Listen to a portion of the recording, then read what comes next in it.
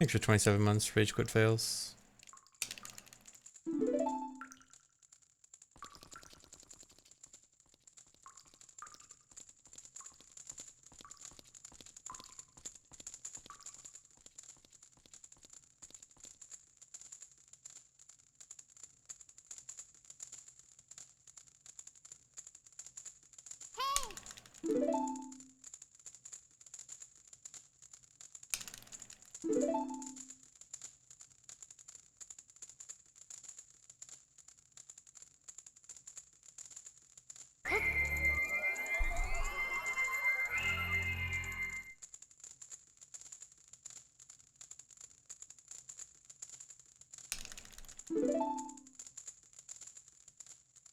Sorry, elephant dung. It's okay to hate me for that, though.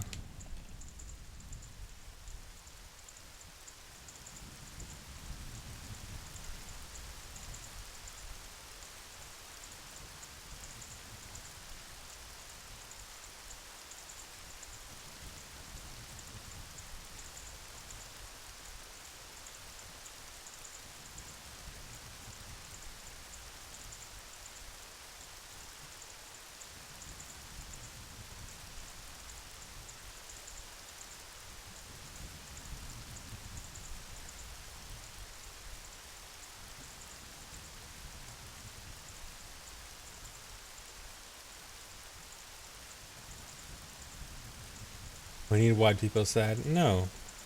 I don't want you guys to be white people sad. Am I gonna play a DP remake on stream? Probably. I hate Pokemon, but I like Pokemon.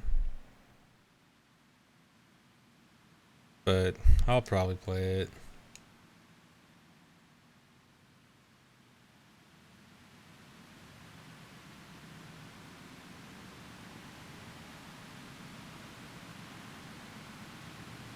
Is there a release date for that? Have they said when the DP remake is coming out?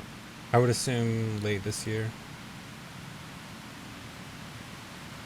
Usually they announce it like early in the year and then it comes out the same year at the end.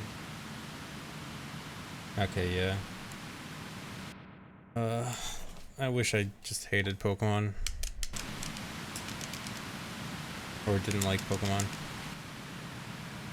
No, I don't want to play Pokemon Snap. I at least don't care about Pokemon Snap. Sorry.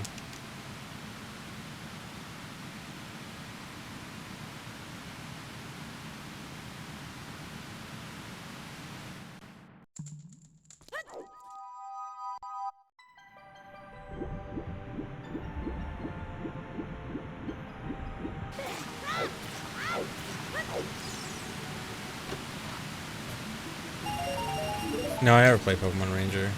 I actually didn't play many of the Pokemon spin-offs aside from... I played the first Mystery Dungeon. I played Blue Rescue Team, I think. And then... That might have been the only Pokemon spin-off I played, actually.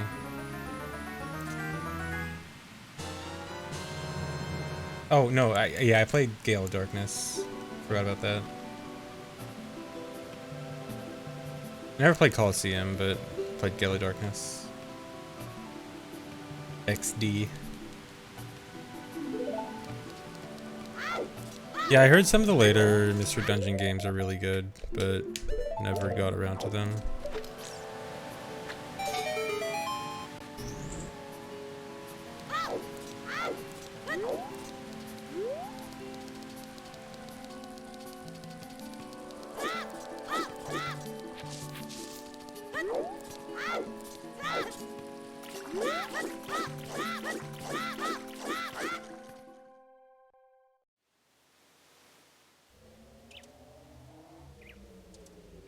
Which one's the Breath of the Wild one? You mean the one that they had a trailer for like a month ago? That was Pokemon Legends or something.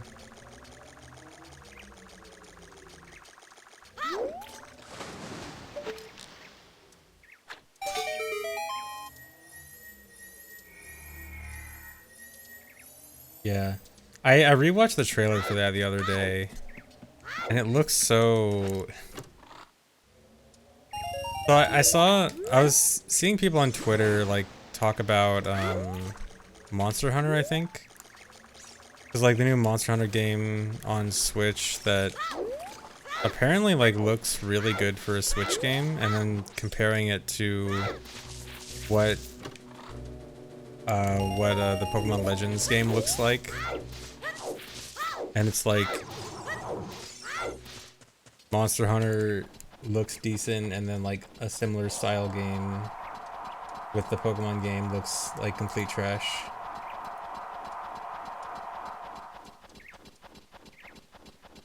Yeah, I don't know anything about Monster Hunter, but the limited thing I've seen of it from Twitter makes it seem like it looks pretty good for a Switch game. Like, I did not think it was a Switch game at first. But then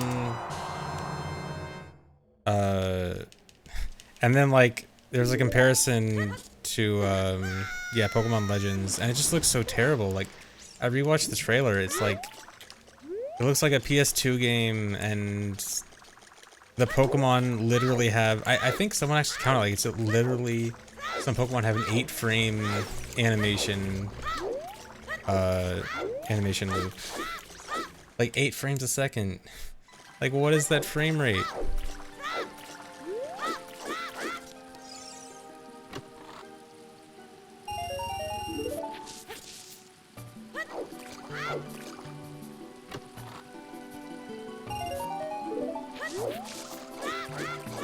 Yeah, all that just for a bottle.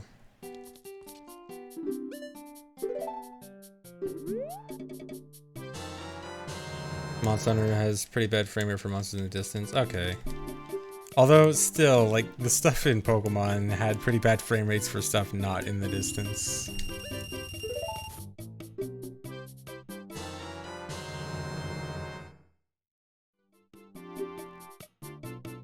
Yeah, the Chingling in the trailer, like, it's, I don't know, you know how like so many game companies will use not in-game footage to make it look like their game is way better than it actually runs on the console?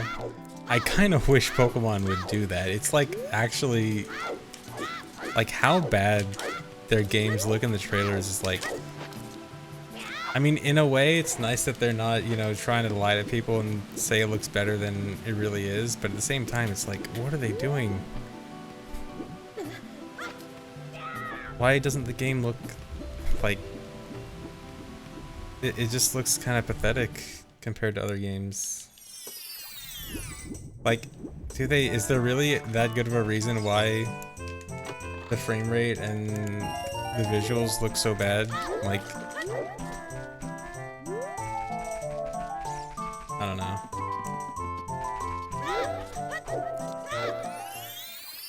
I remember a lot of people saying for Sword and Shield's development that, like, the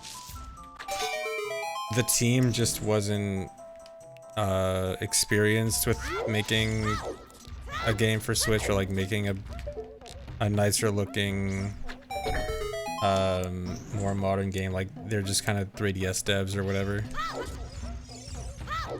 Like, essentially they were 3DS devs trying to make a Switch game. So, like, maybe they just don't have the right team for it, but, like, if they don't have the right team for it, can they, you know, get the right team for it?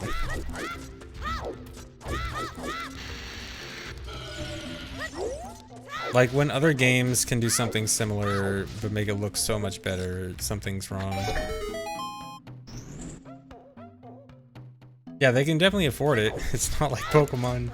It's not like Pokemon is struggling. Not like Pokemon can barely pay the bills.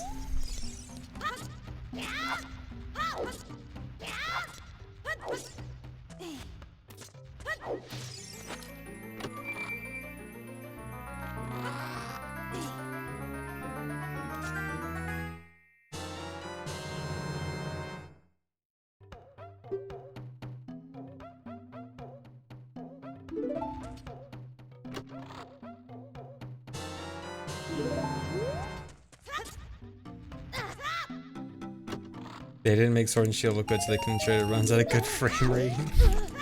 See, that's another thing, is like, you could almost use that excuse as like, you know, graphics versus frame rate, but then can't really. Like even Breath of the Wild, like people complain about Breath of the Wild lagging a lot, but Breath of the Wild looks pretty solid.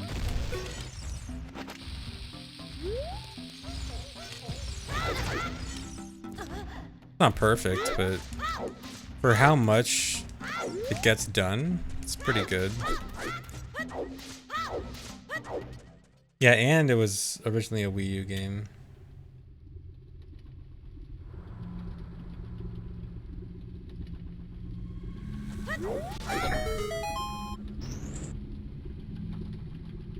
But yeah, I don't know. It seems like Switch can do better than what they're showing, and they just aren't able to, I guess. I don't know.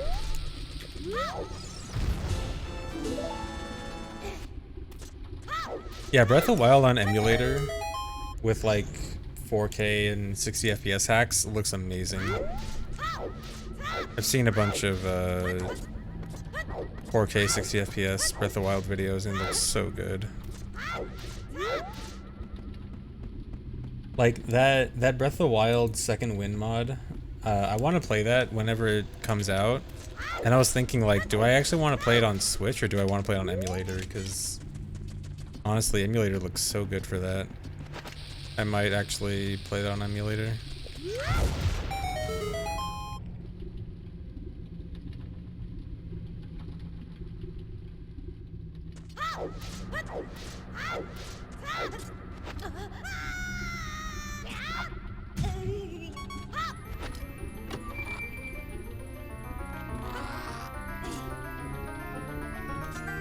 Yeah, I need to get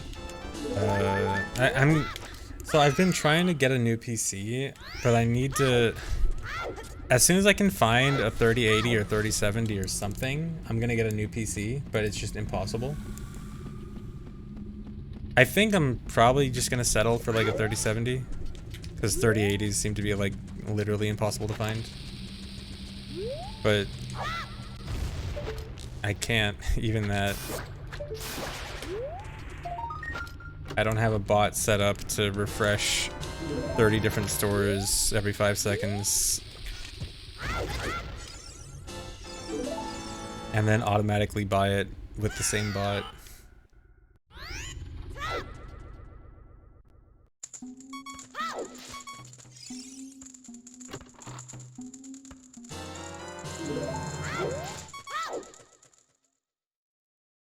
You can land on that platform without the jump slash if you side hop, but side hopping is kind of weird because you can't see where you're, unless you take extra time to line it up, you can't really see where you're side hopping down to.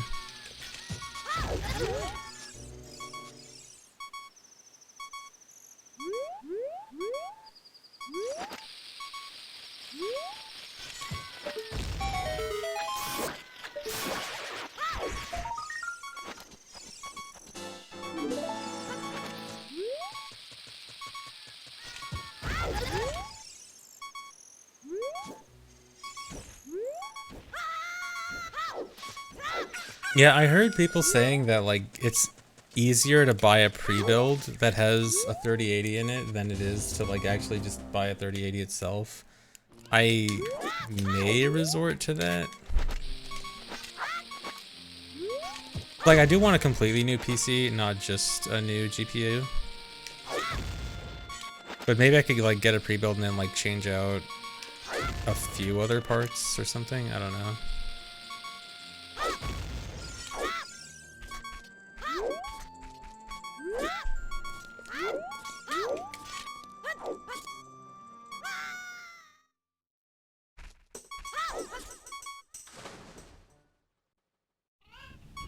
Although even pre-builds, I did look into pre-builds too, and I still couldn't find anything, but I didn't look that much.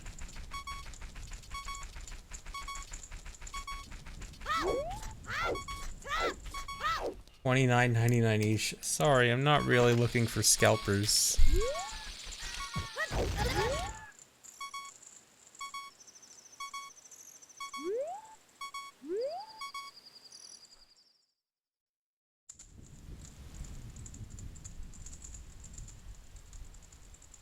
Yeah, I don't wanna get a scalped one.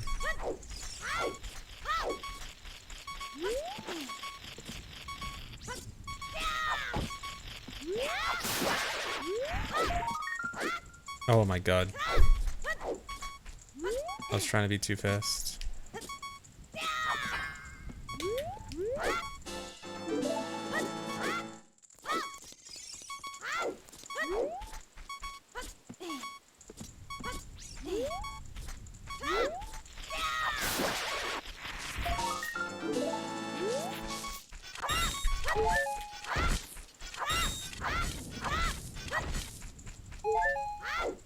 Cool, no seeds.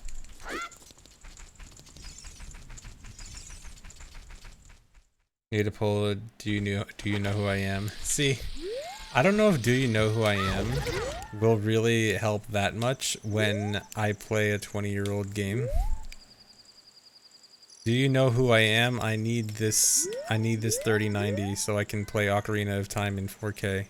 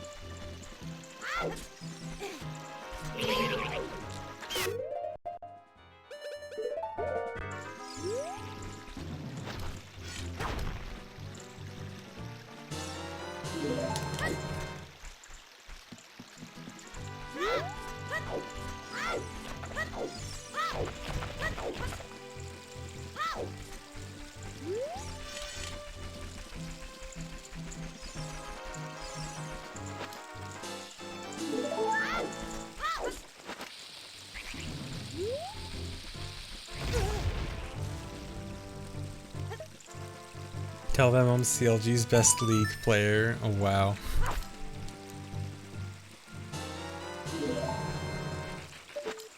You know what's funny? I've been hearing that joke since the day I joined CLG. Is that funny or not? Would I be laughing at that? I literally remember day one people were making that joke.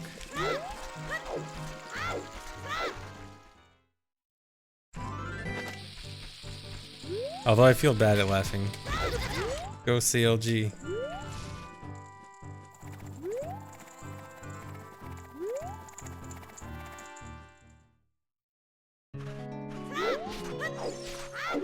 I can laugh, they'll just reduce my pay. Okay.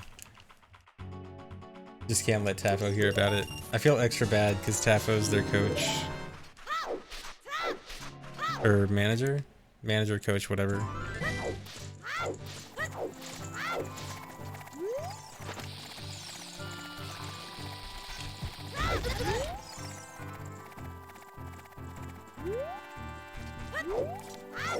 Yeah, I root for Void. I like all the CLG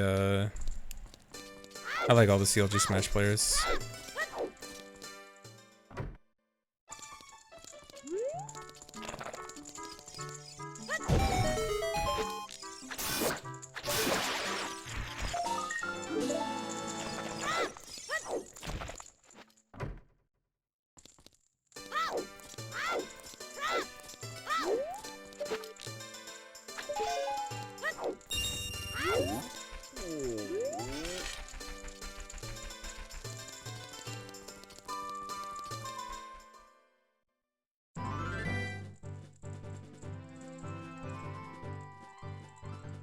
Thanks for 2 months, Bringlin.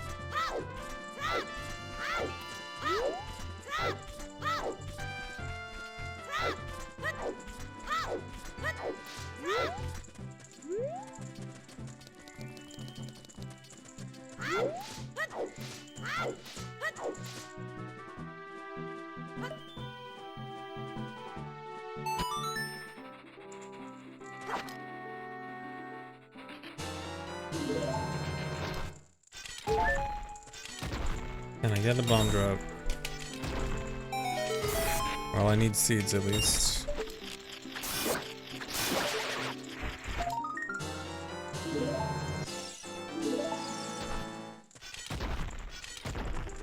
Cool, 1 seed drop.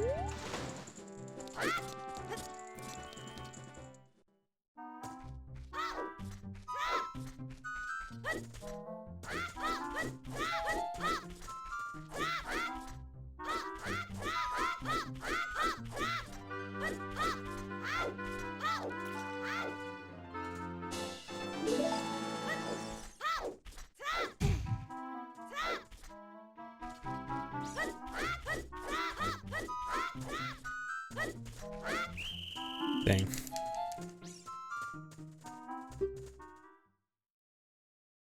I'd only get good guards in Nimpize. Well, in Nimpize, the guards are changed around so that if 2 guards are on a screen, they're walking the opposite direction. Really, instead of the same direction, and that makes them a lot easier.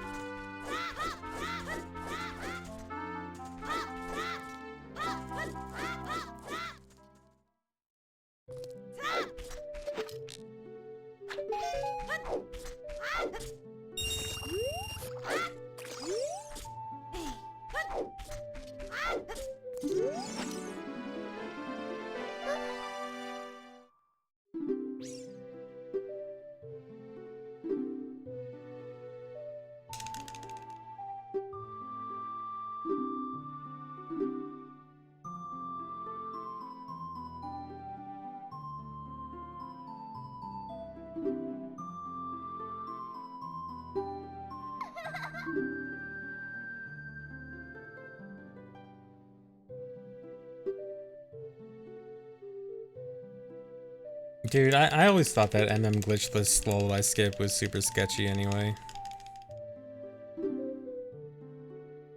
Although now it looks like people are working on the Goron method.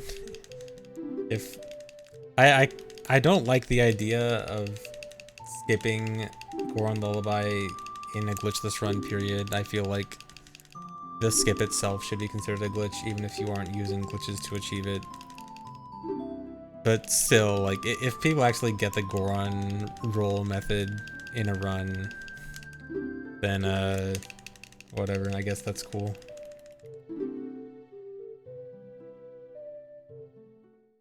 It's not about skipping stuff, but, like, if you just say it's only about not actually doing the glitch and then but you can skip whatever you want as long as you're not technically doing a glitch, then you get stuff like glitchless trial skip and glitchless gate skip, which is like, I mean, for the purpose of separate glitchless categories like restricted and unrestricted, it's fine, but like if you can technically have like glitchless door of time skip, then like, come on, dude, that's glitchless door of time skip should not be a thing.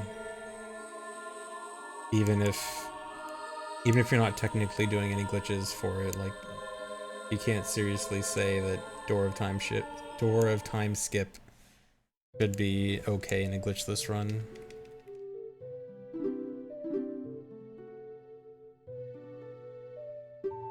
Yeah, when it comes to like having separate glitchless categories, like one that is more restrictive and one that's less restrictive, I do understand that. I do understand like having one category be like the more don't do any glitch techniques, and then the other one being like, okay, don't actually do anything that is like too crazy. But that skips too much.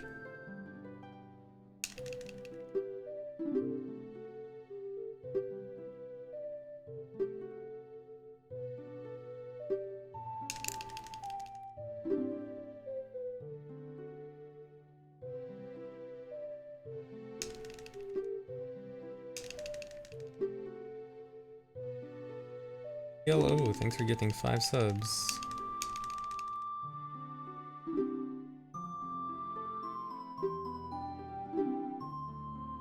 Cool, Hades. Glad you're enjoying the speedrun. I'm glad people are liking speedruns of this, because I think it's really cool.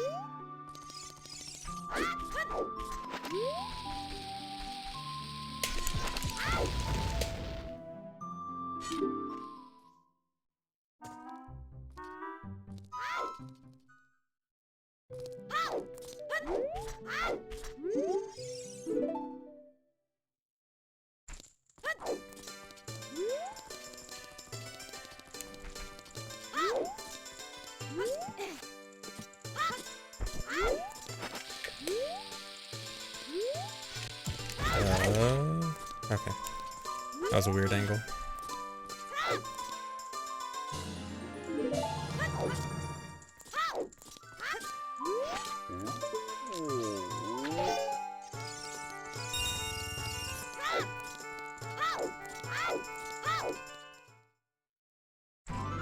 Did I forget a rupee somewhere? I feel like I should always have 99 after that. Not that 96 matters, but...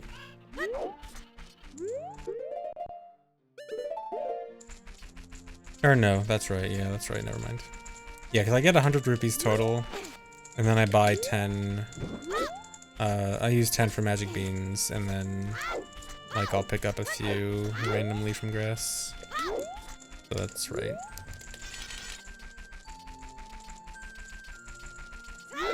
I know, I forgot to read Danny's talk about wall and floor collision. I meant to read it, but I didn't get around to it yet. I'll do that soon.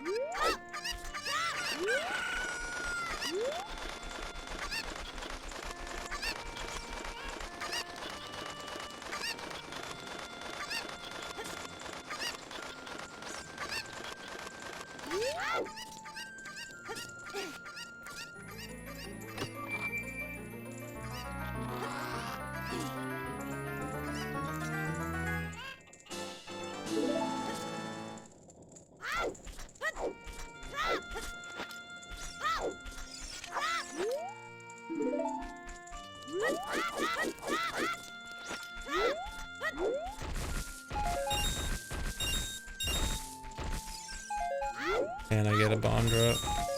Or two? Okay, even one? Oh boy.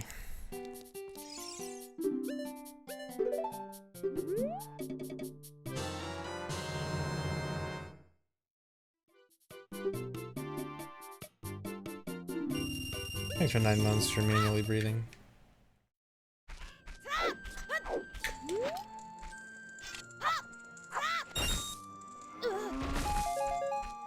One bomb.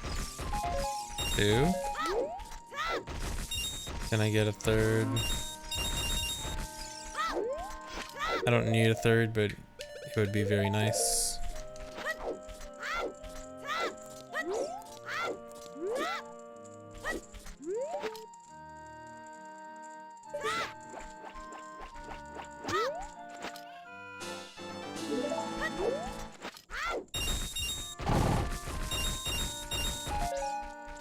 Whatever. I'll go with it.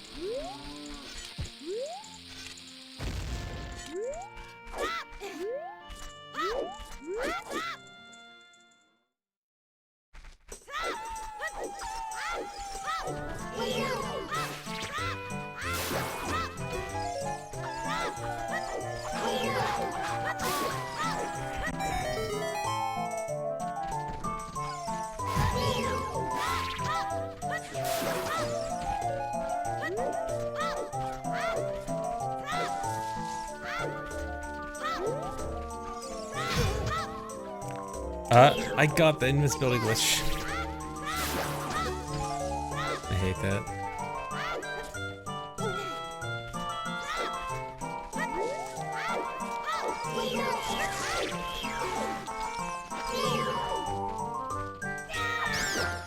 Seriously?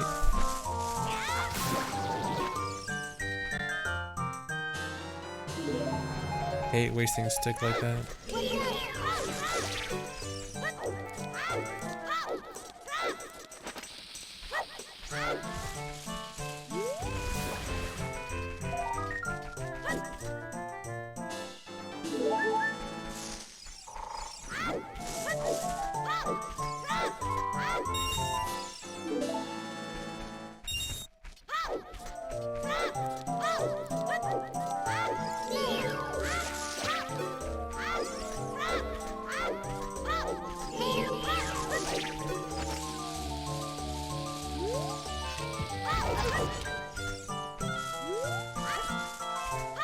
So the invincibility glitch is if you try to use a first-person item right after being hit while targeting, then Link will kind of be frozen. What am I doing? If you know how hookshot jump works to get to Shadow Temple, it's the same thing except from taking damage instead of bonking. But because you also do it during damage invincibility, you're also invincible for it, hence the name. Even though it really shouldn't be called the invincibility glitch, but that's just kind of what we've referred to it as.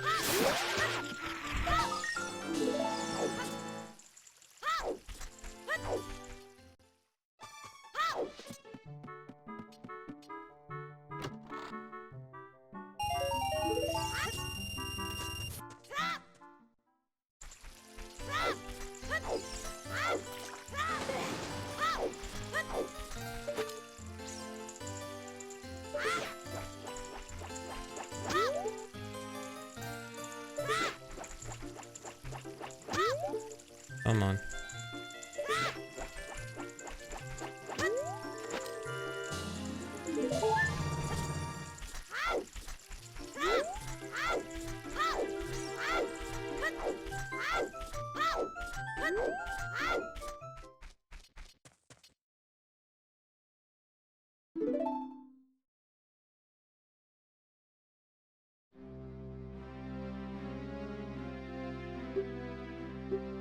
Not a great split.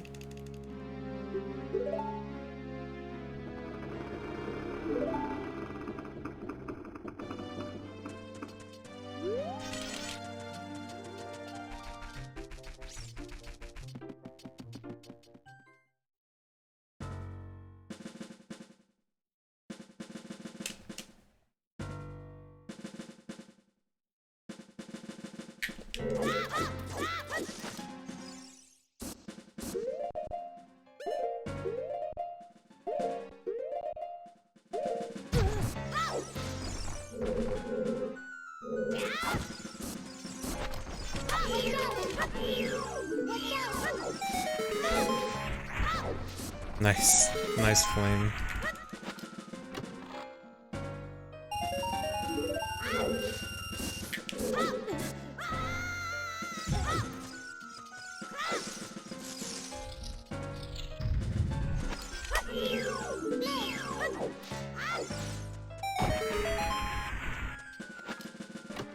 Thanks for the year, Belma.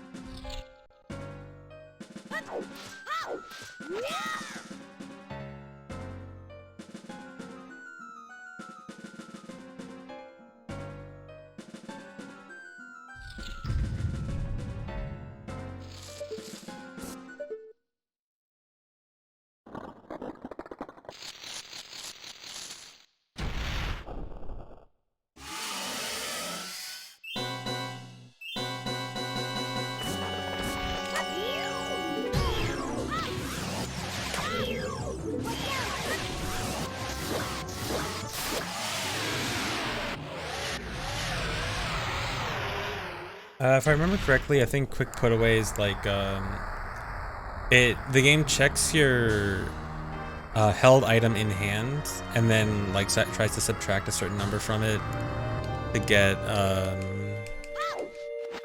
to put it away, or there's some kind of subtraction going on where the item in hand does not match the item attack. And there's like some subtraction going on that like makes it glitch a number. That's not a very good explanation. I remember reading up on this and I completely forgot. There's a paste bin somewhere. I think Exodus has a paste bin on it somewhere.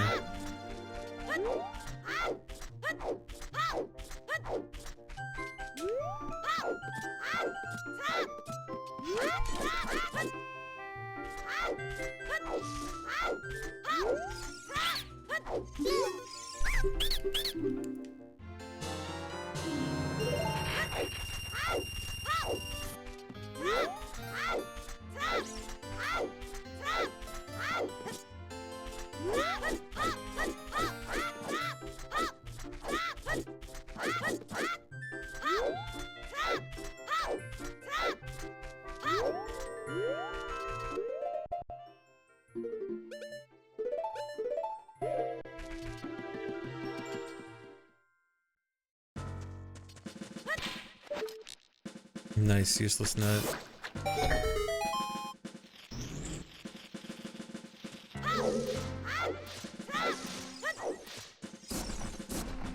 There should be a place where all these techniques and explanations are centralized. Well, that's supposed to be ZeldaSpeedruns.com, but due to a history of everyone that's supposed to work on it being lazy, myself included, isn't really the case.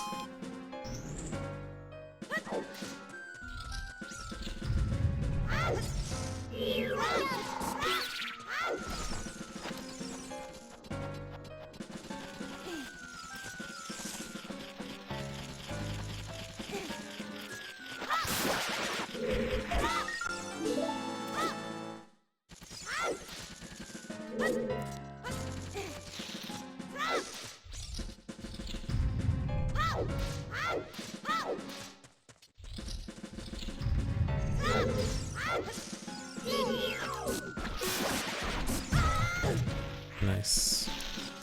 Yeah, for all we make fun of Zelda speedruns for, a lot of the basic stuff that it has is actually pretty good.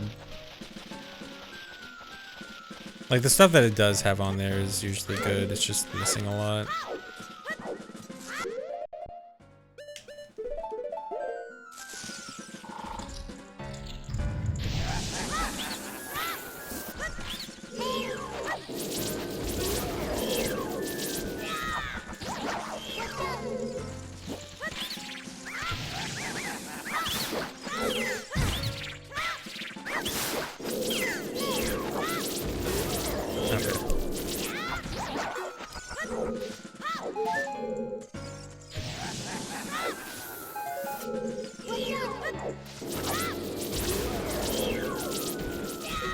Can I get a bomb drop?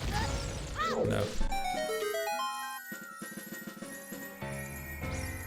Do I think MP4 will be out in the near future? No. Metroid Prime 4, I think at the earliest, 2023.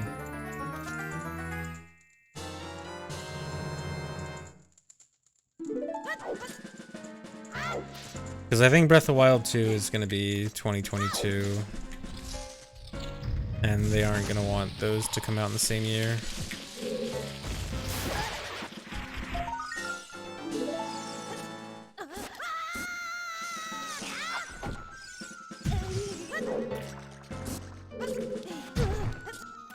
Okay.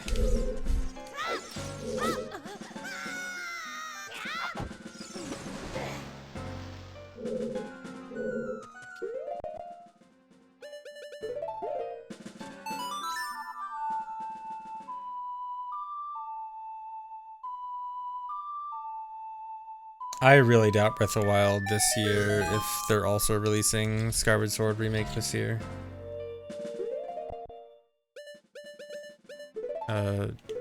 No. Yeah. Like, usually when they release a remake, it's their way of saying, we don't have a Zelda game this year, wait a little bit.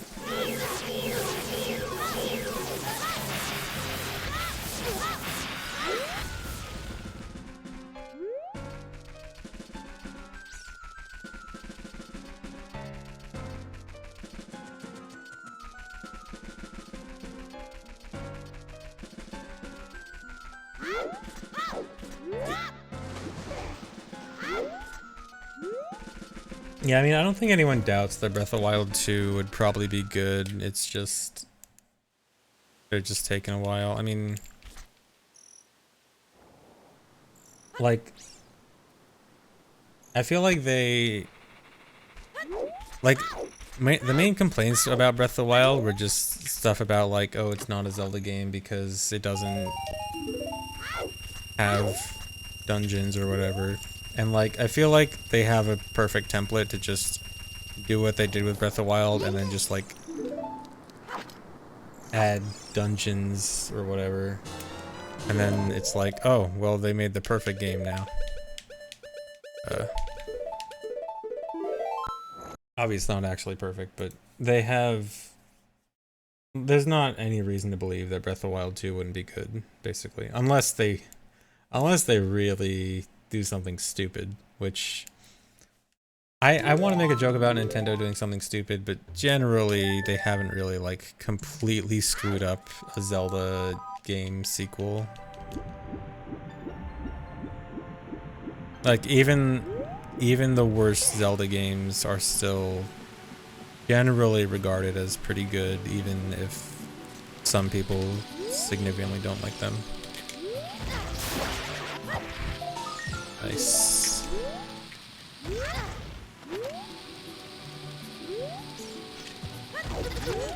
Like, there may be a lot of Skyward Sword haters, but the overall perception of Skyward Sword is still overall, like, generally positive.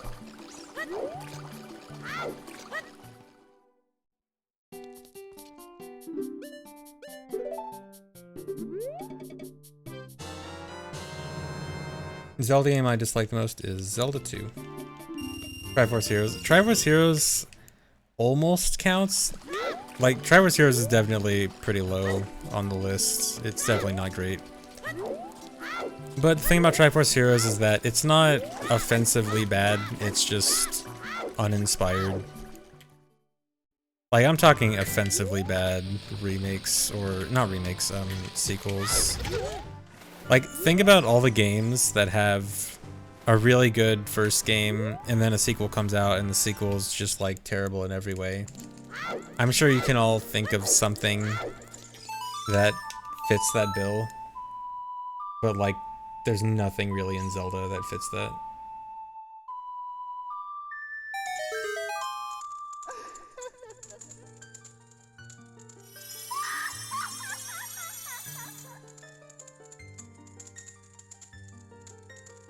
Yeah, I'm talking something like Metroid Other M, Melee to Brawl, if you are a competitive Melee fan, because obviously casuals probably like Brawl more. Newer Sonic games, yeah, like there's plenty of examples like that. Like Mass Effect 3, like everyone hates Mass Effect 3 and stuff. You know, those kinds of games. Those kinds of games that just like, they have a good base. They have everything they need to be good. And then they just like do something really stupid. Like completely unnecessarily stupid and make the whole thing terrible.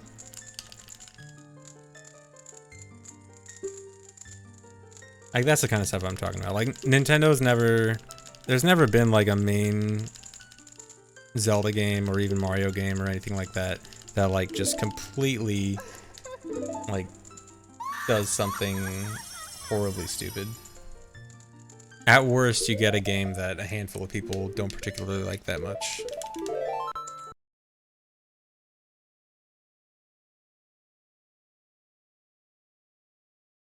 Yeah, I guess the closest thing would be Wind Waker when it was revealed. But obviously, over time, that's not really the case.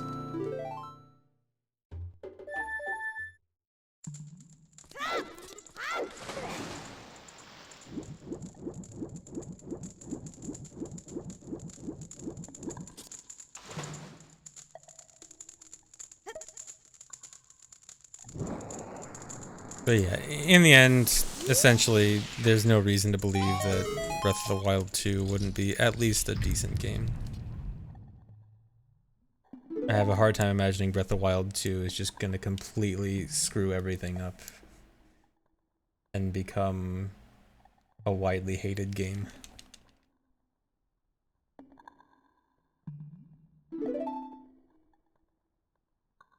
You know what's actually weird about Wind Waker for me, like when I played Wind Waker? So I remember playing Wind Waker roughly around when it came out. Probably maybe a little bit after it came out. I don't really remember the exact timeline. I played it. I remember liking it.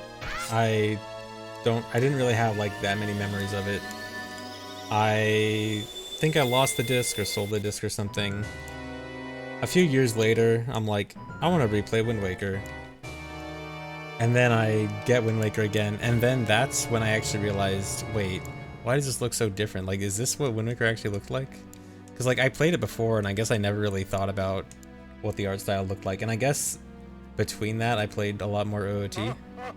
And then I played Wind Waker again, and I'm like, wait, this is what it looks like? I don't remember this at all.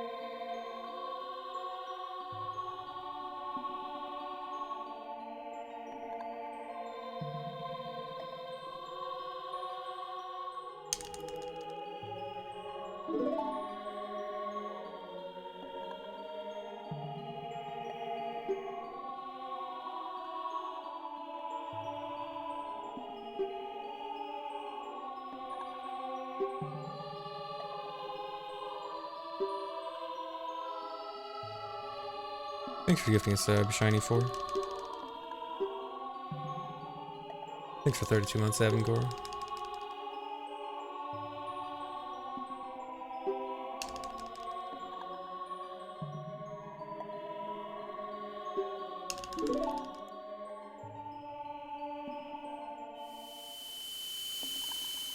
Imagine if Breath of the Wild was like Galaxy 2.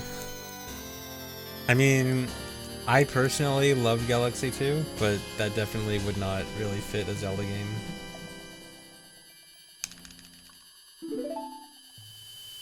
Yeah, dude, GameCube games looked so good back in 2004 when you just didn't realize, like, I guess what video games could look like. Although still, Metroid Prime holds up. Metroid Prime still looks amazing.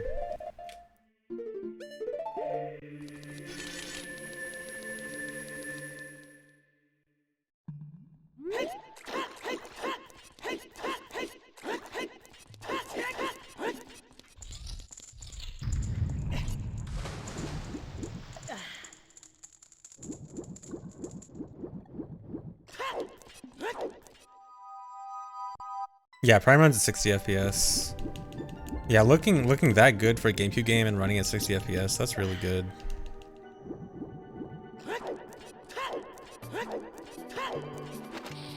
And it never lags. Or not never, but like no one will play the game and ever complain about lag. Like you might find a few lag. There'll be a few lag spikes. Like they could count on one hand in the entire game. And that's pretty much it.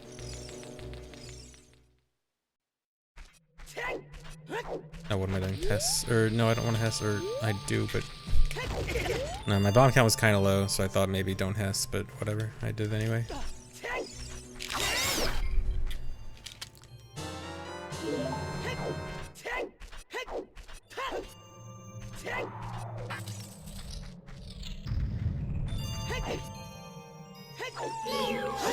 My nuts, dude, I only have 3.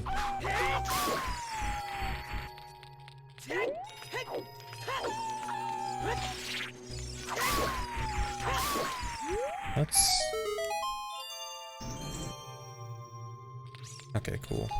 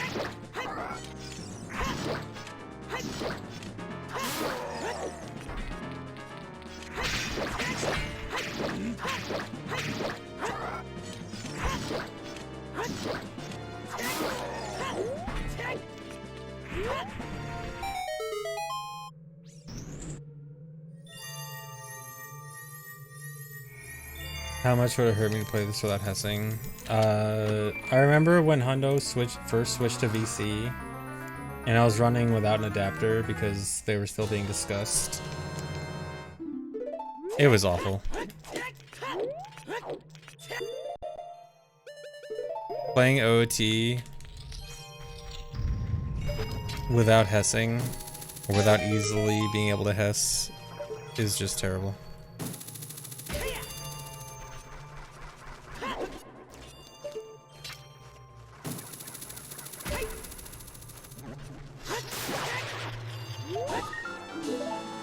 Oh, I can't hess in glitchless. Oh, if you mean like that, like, well, one specifically for Nimpize, I don't think hessing would make that big of a deal, because the world in general is smaller in Nimpize. Definitely kind of sucks, but it's whatever. But even in regular OOT, I guess like specifically not being allowed to hess is, I don't know, it definitely kind of sucks, yeah. But it's not that big of a deal.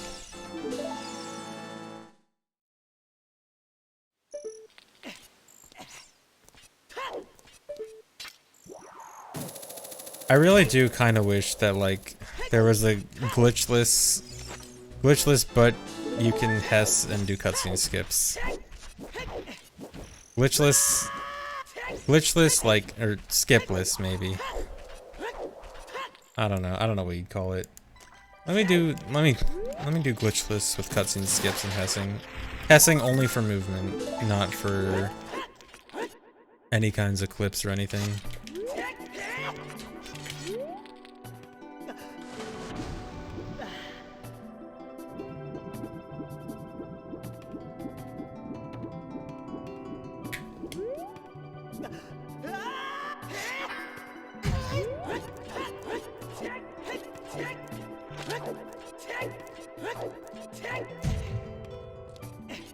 Oh, come on.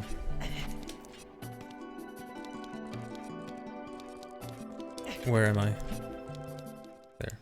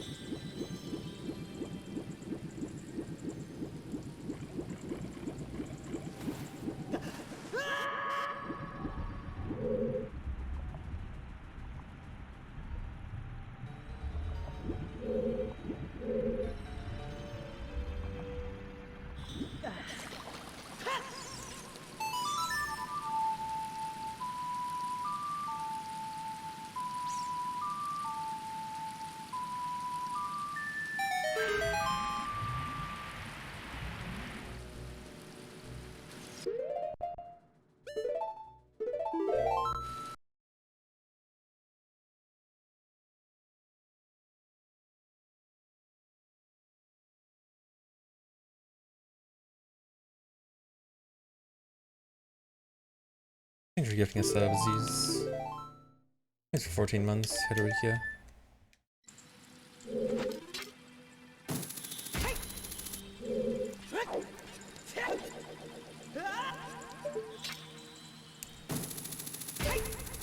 Does Ron Max Water Temple set casually?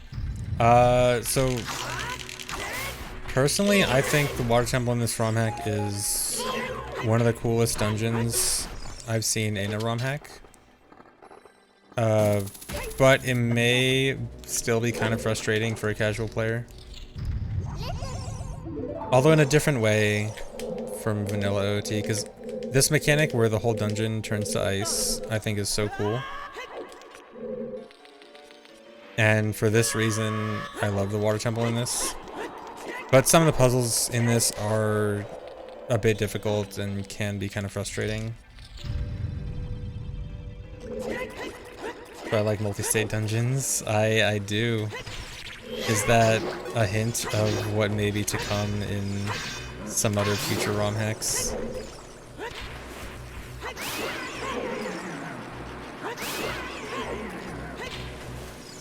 Oh, come on.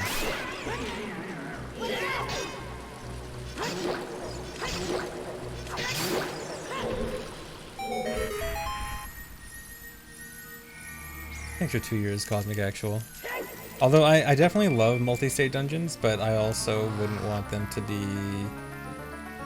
every dungeon. They're definitely cool in their place, but also don't need to be the design of every dungeon.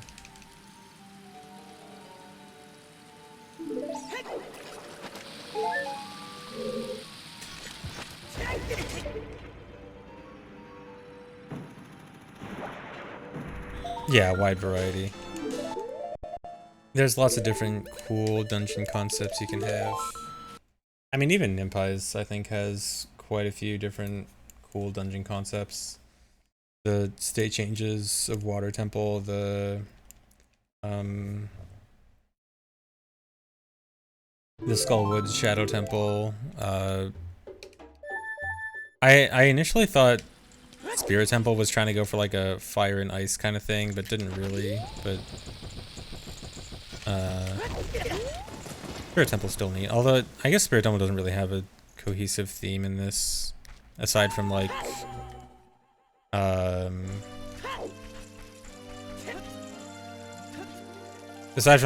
being both the first and last dungeon, because you need to do Spirit first to get the bow. But then also, it requires all the other dungeon items to beat. So it has to be first to go to, last to beat. That's like the closest thing I can think of to a theme for Spirit Temple in this.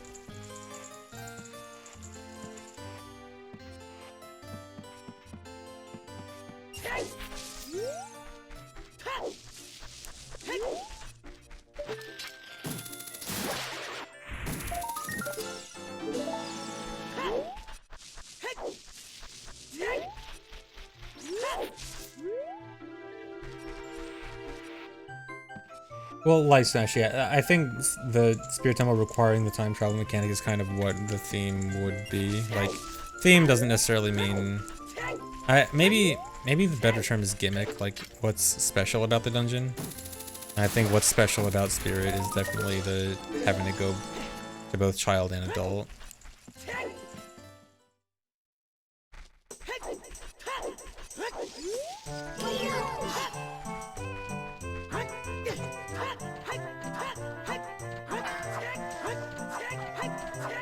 Oh my god. Why is he only taking one hit at a time? That was really weird.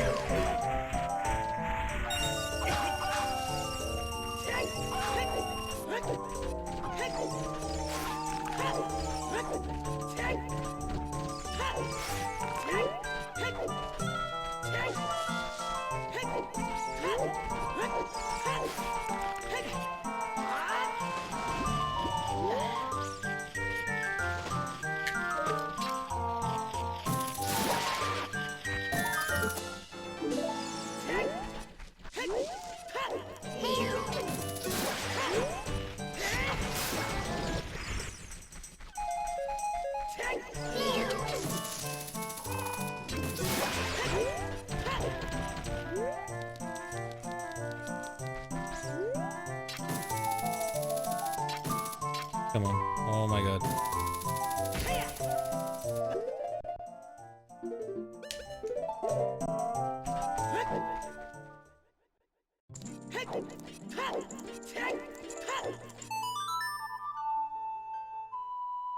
A theoretical defense for Great Bay. I mean, I think Great Bay is cool.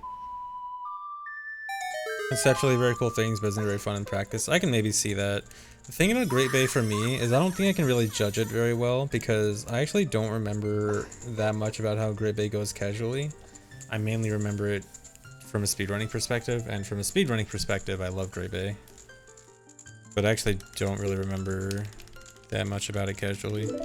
Which is weird, because I kind of remember all the other dungeons from MM casually, and I remember all the dungeons from OOT casually, but like Great Bay specifically,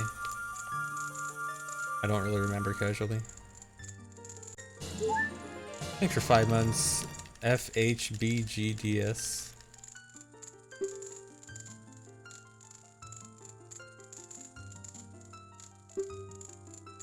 I actually never remembered, like, how all the water wheel stuff works together. Like, even when I was speedrunning it, I kind of just remembered which switches to push where, and don't actually remember how they all fit together.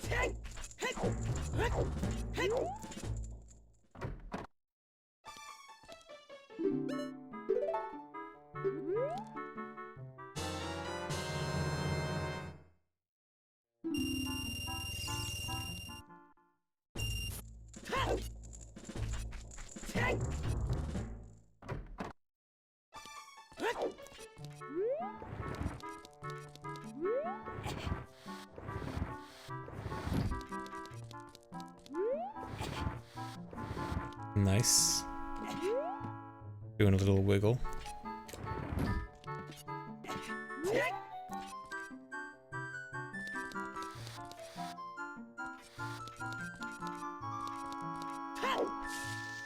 Oh, I forgot. Not a heart piece there.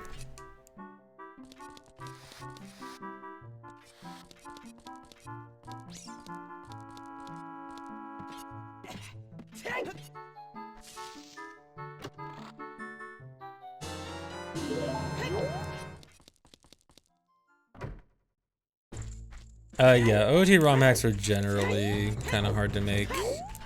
There are tools, but the tools are mainly for like map making, and then if you want to do more than map making, I'm sure there's more tools that I haven't really looked into, but OT ROM hacking is definitely more complex than something like Mario ROM hacking. Or like general SNES ROM hacks and stuff like that, because Mario ROM hacking is very simple. I forgot to hookshot the other thing. Mario ROM hacking is very simple, as proven by Mario Maker. And even stuff like Super Metroid ROM hacks, or a lot of other SNES games, it's just kind of like, you know, change the layout of some areas, add different things here and there. But OT, or Zelda ROM hacks in general, there's a lot more you have to think about in terms of like flags, overworld, overworld parts like working together, story progression. Like there's a lot more to deal with in an OT ROM hack. And then also, I know just working with the code stuff isn't very friendly. Yeah, decomp will make ROM hacks a lot easier. But I know a lot of OT ROM hackers have complained like working with assembly code is super annoying. That was not a very good split.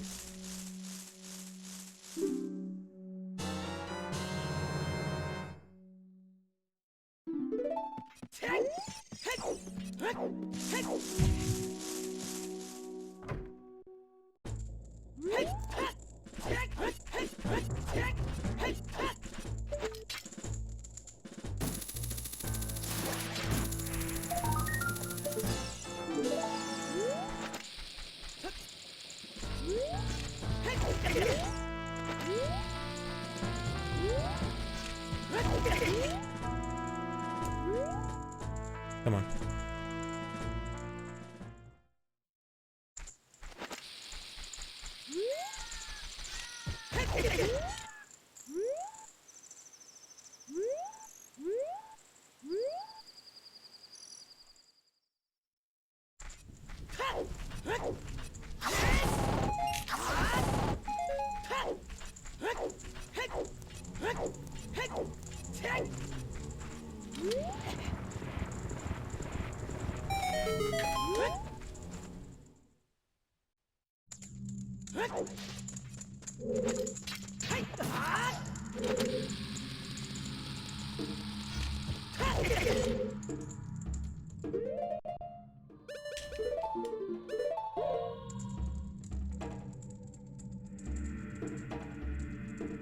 Hello? Did I lose my Hess? Where am I? This is bad.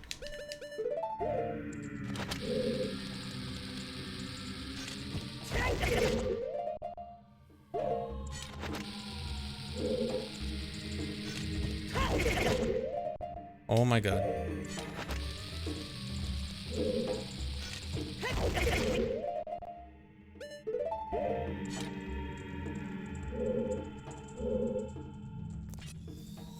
Really?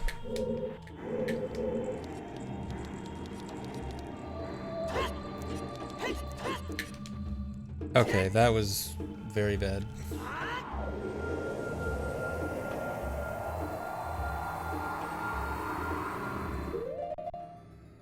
Don't do anything.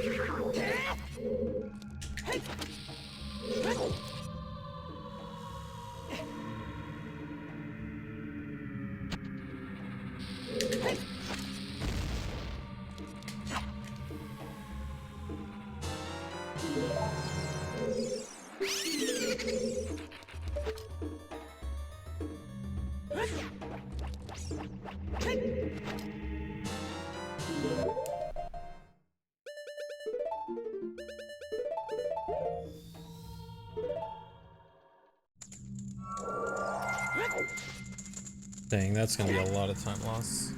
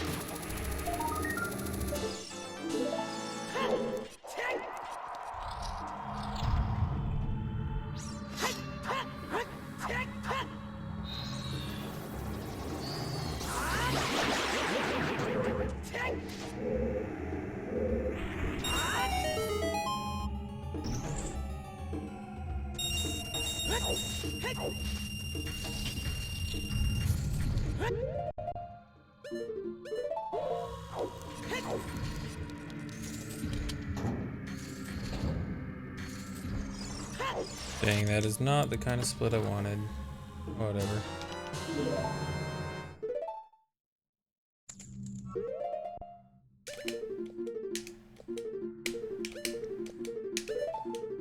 That was a really dumb mistake too. I just got lost out of bounds. The sign is for the next room. It says, shoot him between the eyes, which is a reference to the room I was just in, where if you shoot a painting in the eyes, you will get a key. But I don't have the bow, so I can't do that.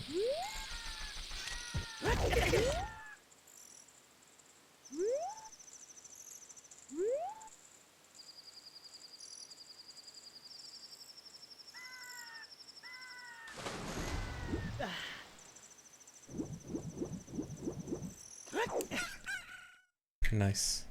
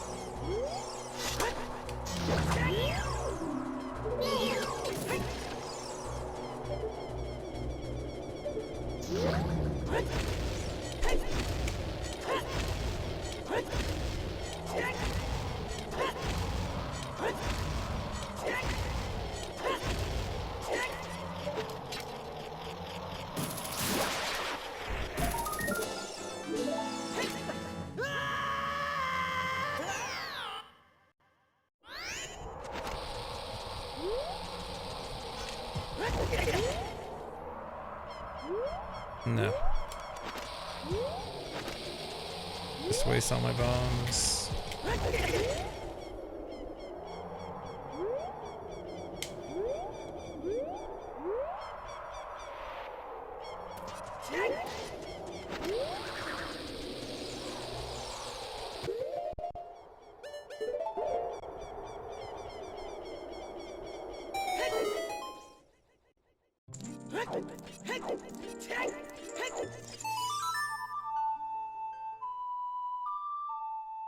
Thanks for 8 months, Der Moje. Thank you for the nice German message.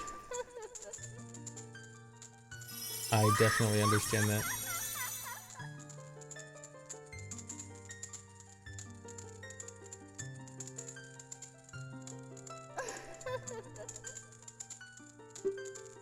German's in chat, what's he saying? Is he insulting me? The joke about how I'm bad. Yeah, you can play this hack without glitches.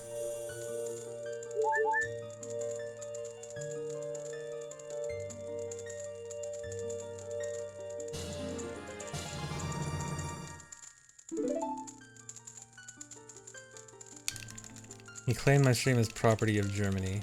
Interesting.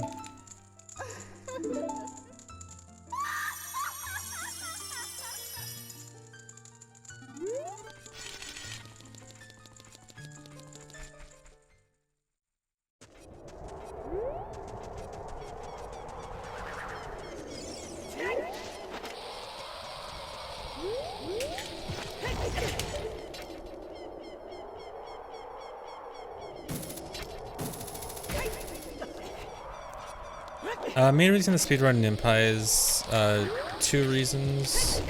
One, I generally would want to run a full game ROM hack, and most OOT ROM hacks are like pretty short ones. The only real long full game ones are this and Master of Time, so that already reduces it to those 2. And then of those, Nimpize actually has a version of GZ available for it, for practice tools and stuff. And that makes it much more appealing alone. Plus, I've wanted to speedrun this ever since it first came out. I want to run Master of Time at some point too, but now is a good opportunity to run Nimpize since Nimpize GZ came out. Oh my god.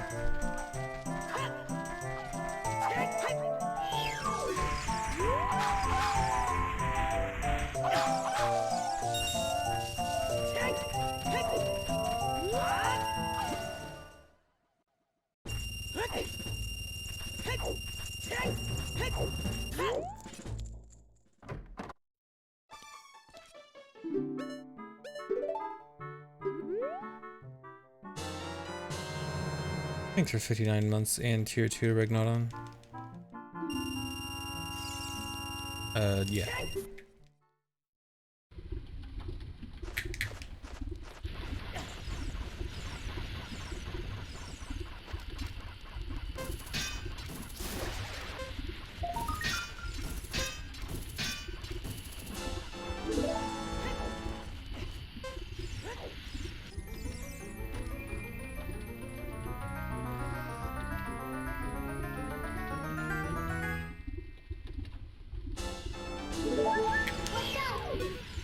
I just wanted the backwalk.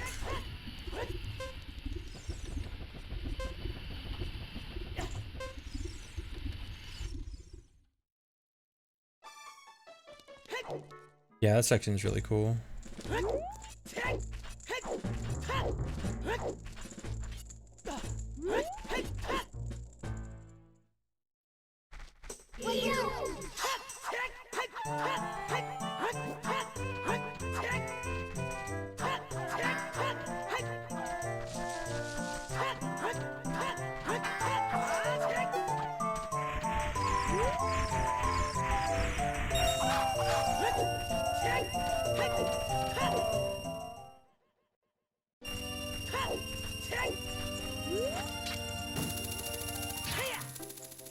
No, there's not really any more sections like that. It's kind of just that one.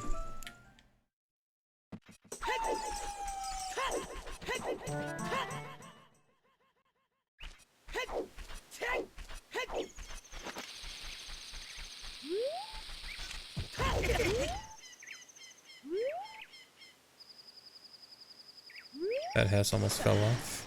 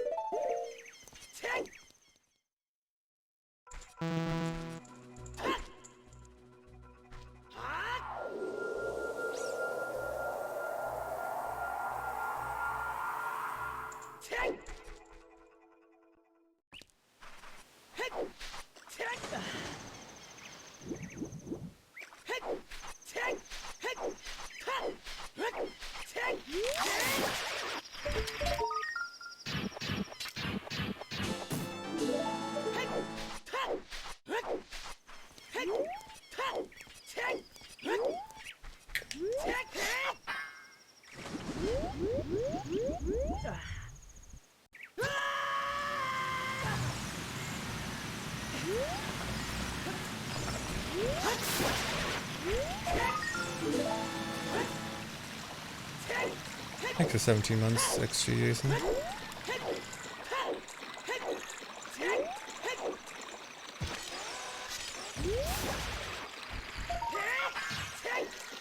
Every time.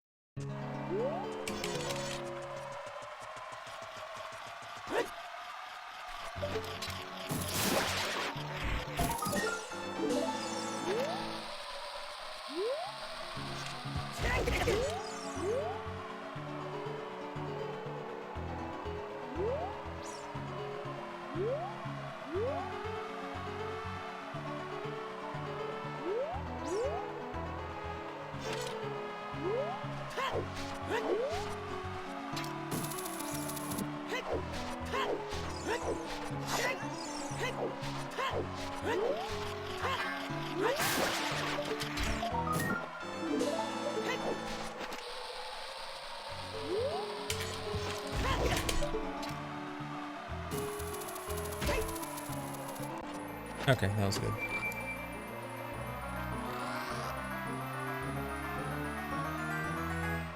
I played almost all of Breath of the Wild on stream. I think, well, at least up to beating the game the first time. I think I played like 80% of it on stream and then like a little bit off stream. But then once I started doing a lot of side quests and stuff, it was a lot more off stream. But like the first, I want to say like first 5 days it was out, I was like basically playing it on stream 12 hours a day.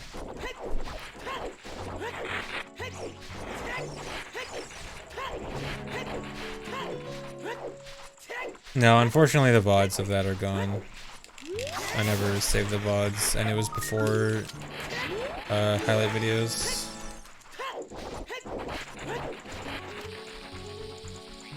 I'm actually really sad that I don't have my original playthrough saved anymore, and so like ever since then I've been trying to archive every... Really?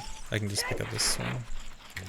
Ever since then I've been trying to archive every first playthrough I do of games, even games that I know I'm not really gonna care for, looking at my original archive.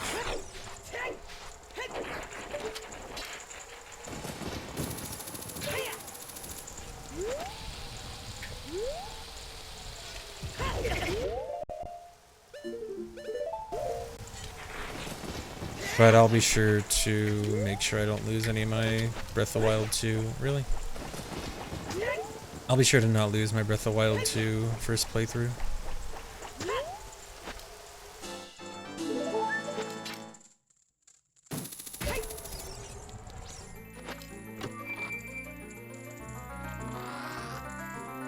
The pit has entrance value 0069 in hex, really? Oh my god. I wonder if that's on purpose. I feel like it's probably a complete coincidence, but I don't know, I need to find out.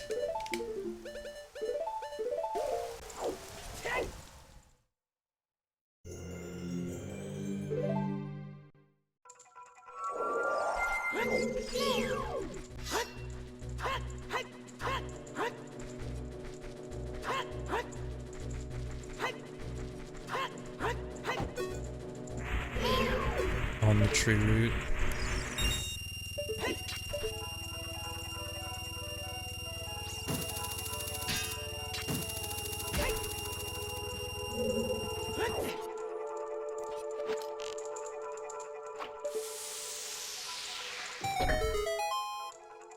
Oscar said it's coincidence. Okay. I mean, I'd love to believe otherwise, but it probably is just coincidence.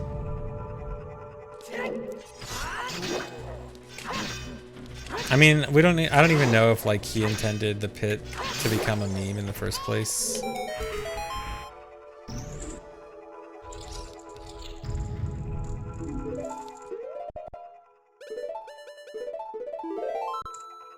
Yeah, the clip with my horse falling down the bridge, that is at least saved. I at least have clips from my first Breath of the Wild playthrough. It's just, if you want to find clips of my first playthrough, you have to dig really deep.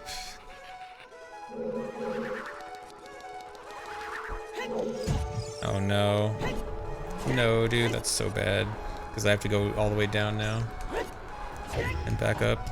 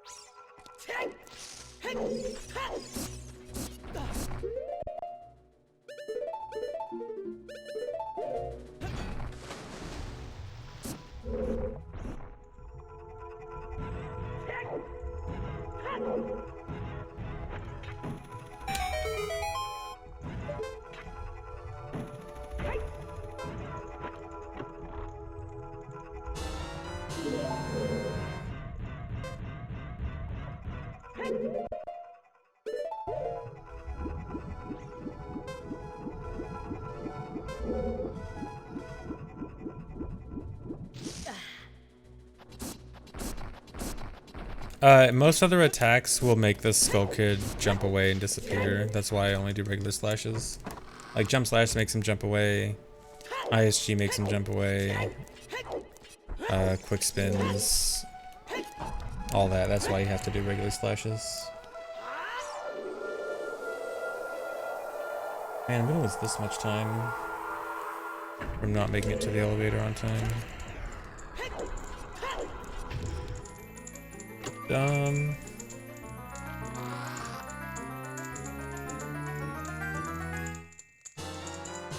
Thank you, 5 months, Ruffle.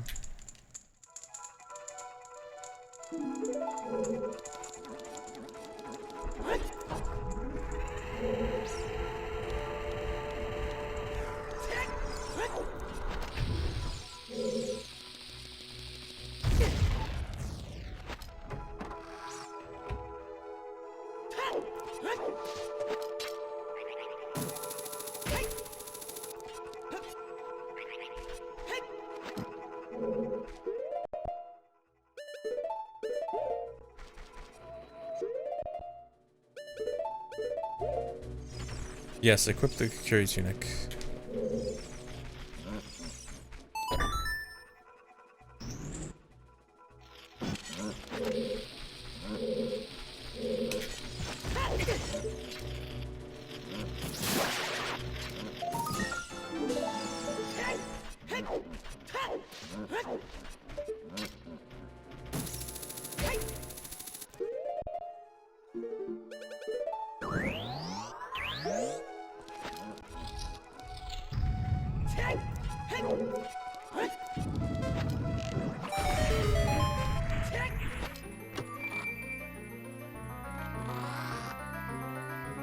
My favorite Legend of Zelda game is Ocarina of Time.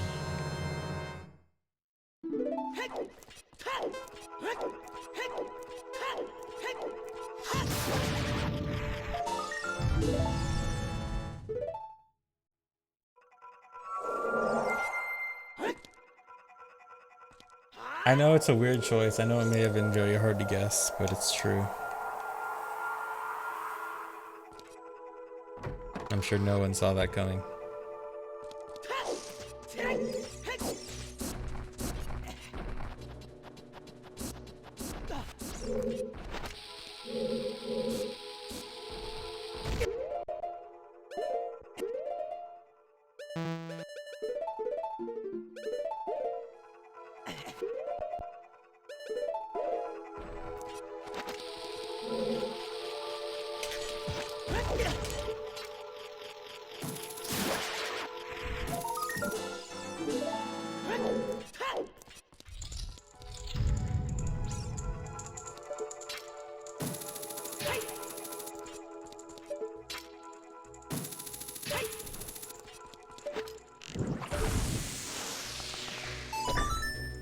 I like TP and Winnig are mostly about the same.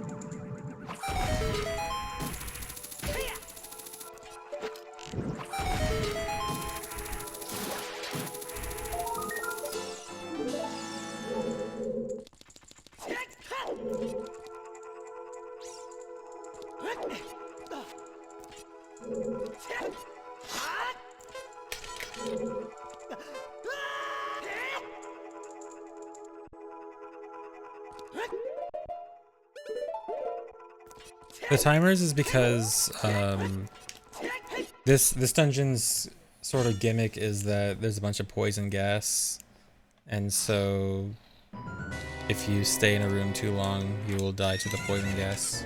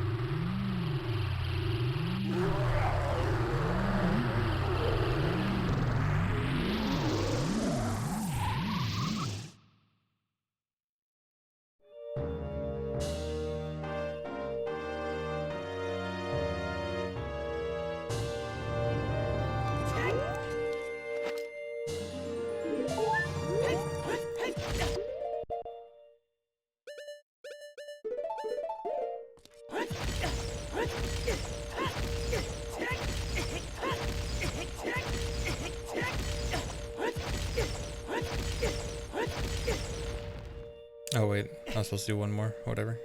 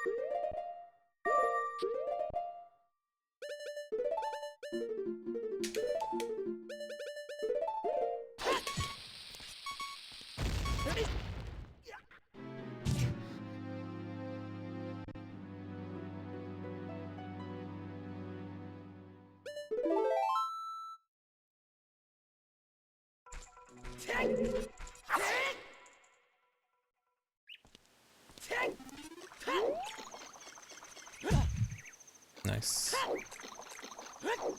What movement?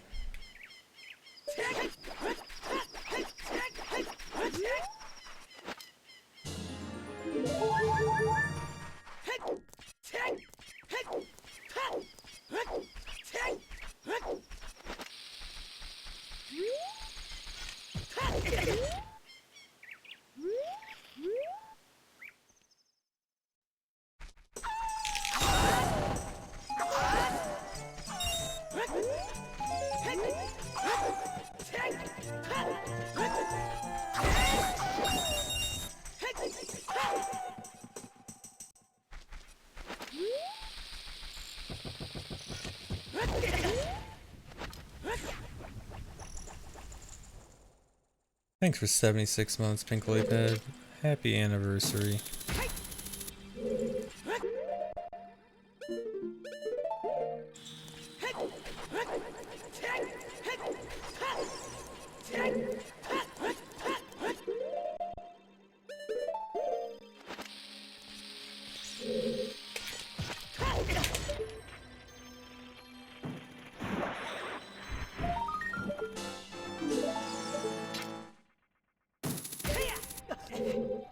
I finally said happy anniversary. Did I never say that before?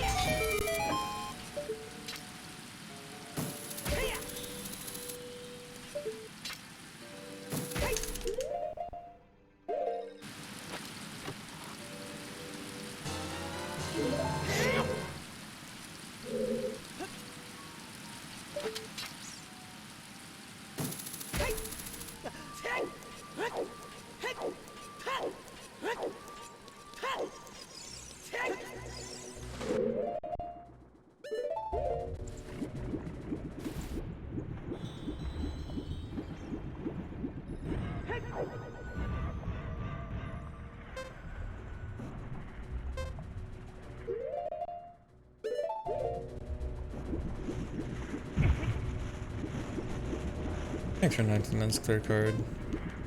Full suit and tie for my stream. Nice. As it should be. My stream's a very important occasion.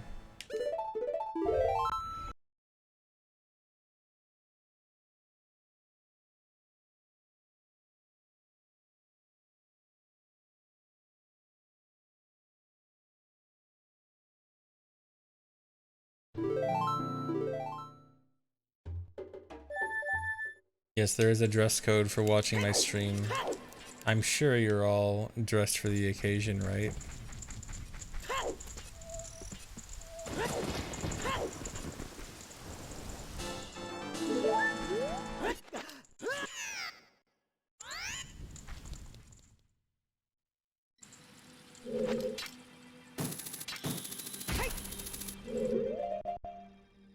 Don't do anything.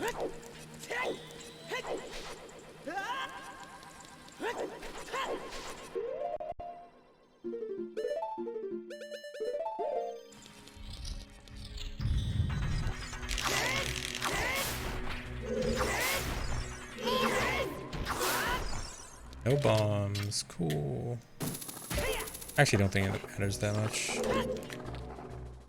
Actually, I don't remember. I don't even know how tight my bomb count. No, it's not. It's not tight.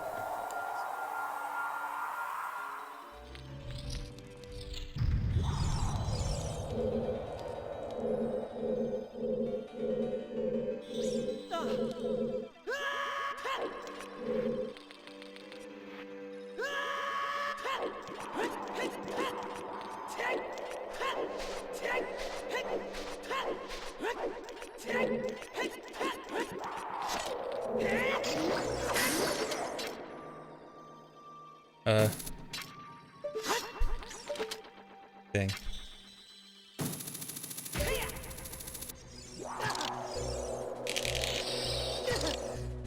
I hate that.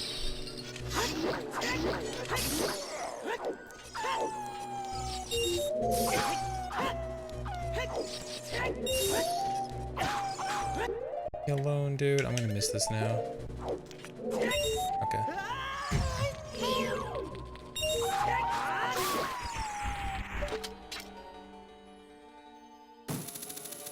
That was actually a pretty clutch angle change backflip.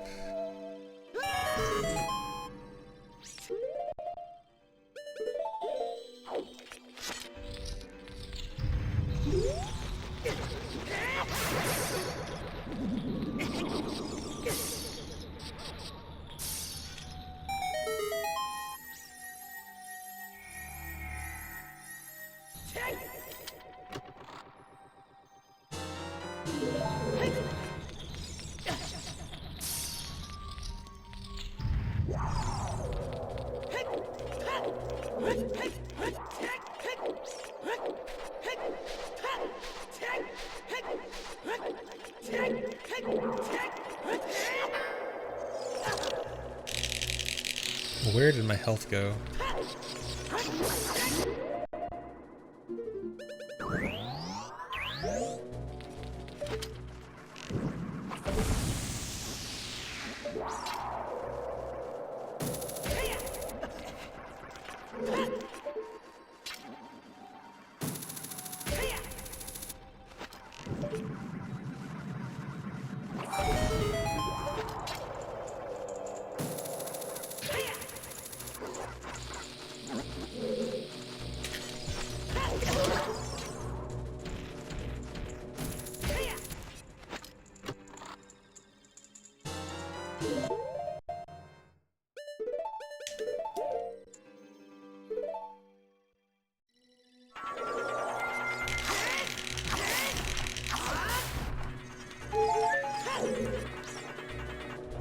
Actually, I didn't want that many hearts. I wanted like 1 extra or 2 extra.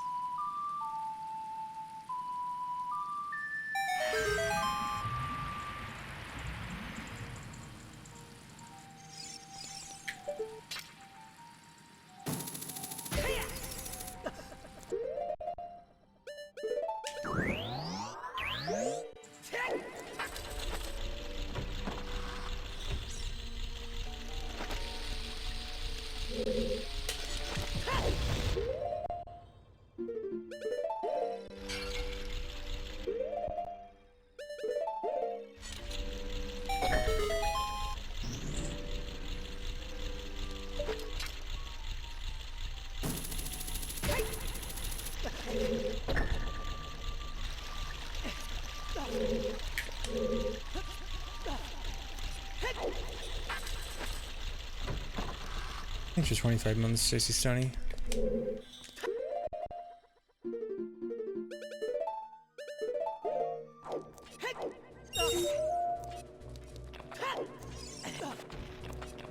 I might actually intentionally take a hit from a clam for damage.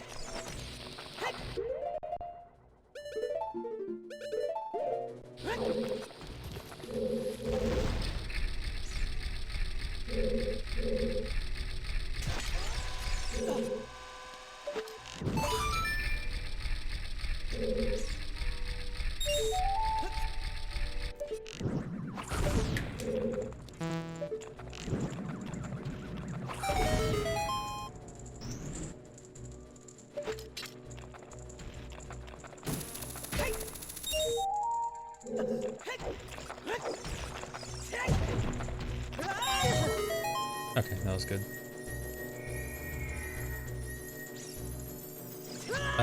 That's not good. I want to be trapped.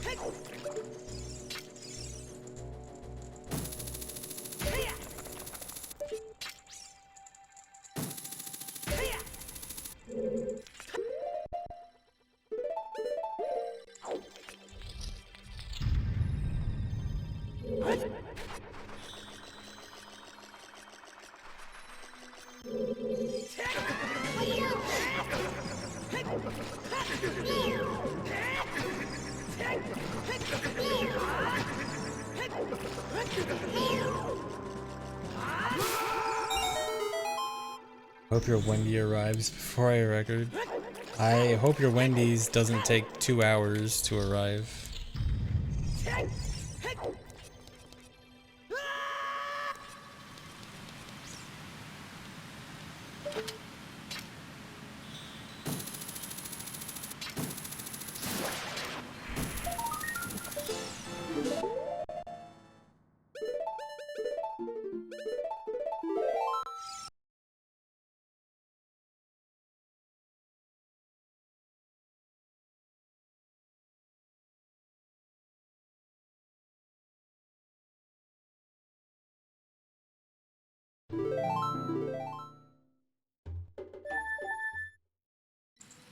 Thanks, Fen Falling.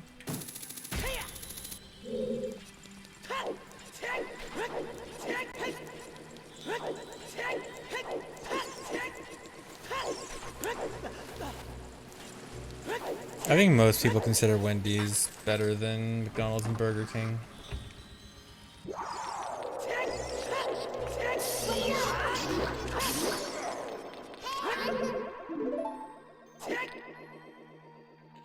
Yeah, Wendy's is usually considered pretty good on the fast food tier list.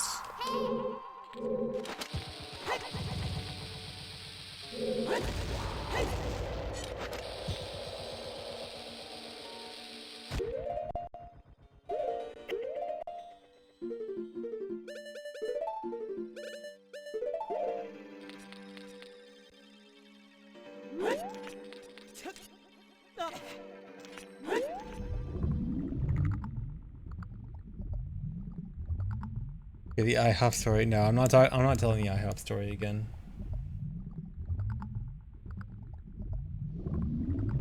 I have a Burger King story. You guys want to hear a Burger King story? or rather a lack of Burger King story. At GDQ 2020, yeah, the last in-person one, we had to walk to any food like in the area, and there was generally a good amount of choices for food in the area, but you had to walk anywhere. The closest place to walk to was Burger King. We didn't go there at all that week. Not once. Even though it was the single closest thing.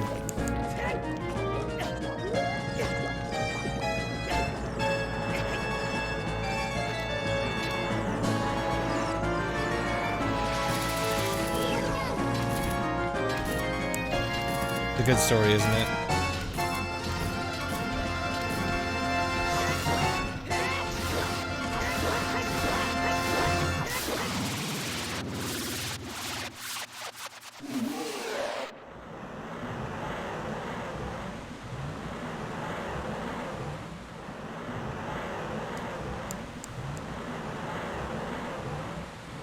Do I still have the Burger King gift card? Oh my god, you remember that?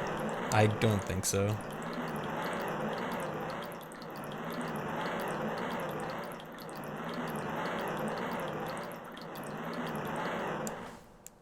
Okay, take damage. Don't jump down without taking damage.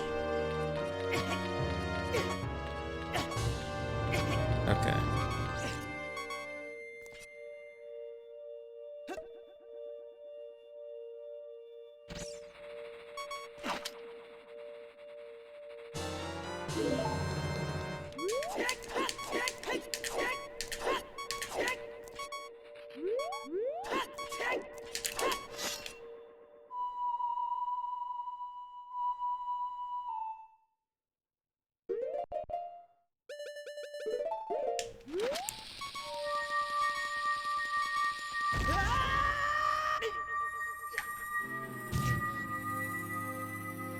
In-N-Out is very good. In-N-Out is generally considered one of the best burger places. And in my opinion, it is the best. In-N-Out is very good.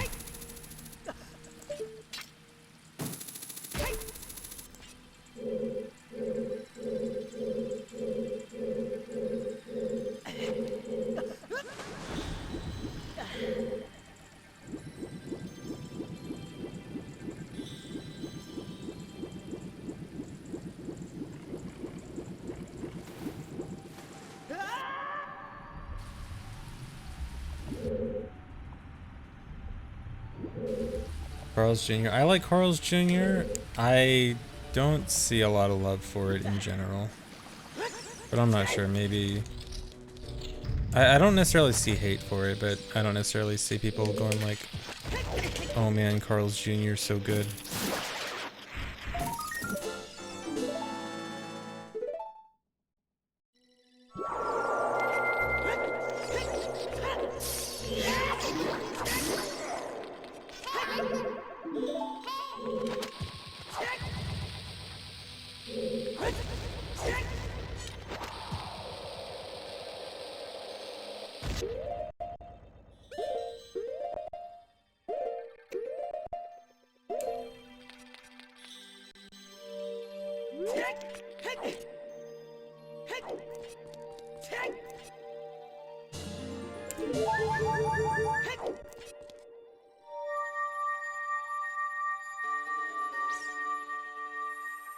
I don't really have a specific favorite fast food. Like, if I had to choose one, maybe In-N-Out, but I'm not, like, die hard on any specific fast food.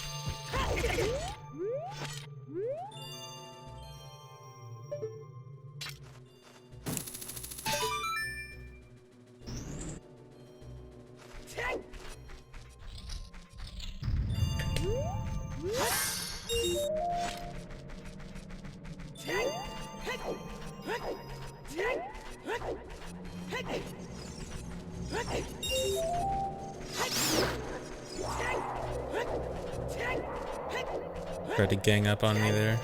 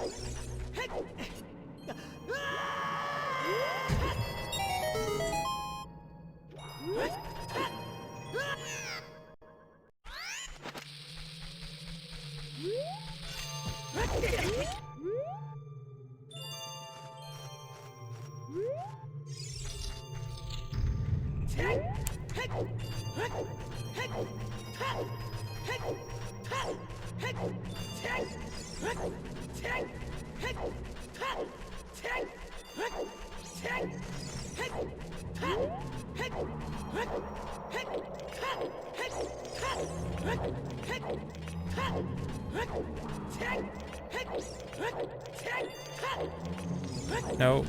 Okay. No, never mind. I thought I got past him anyway, but whatever.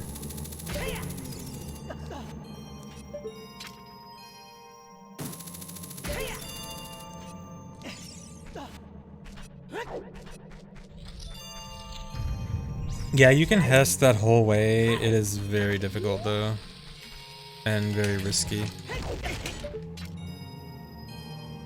And that is why I don't do it. I have done it, not in a run, but I have practiced it and done it. Oh. Oh my god, this is bad. Let me jump slash, dude.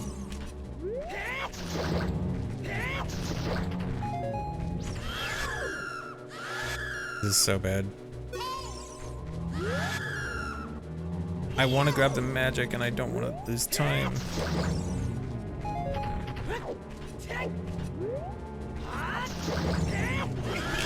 Oh my god.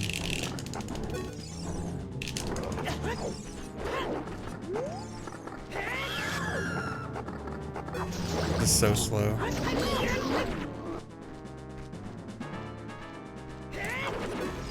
And I really need that magic that I didn't get.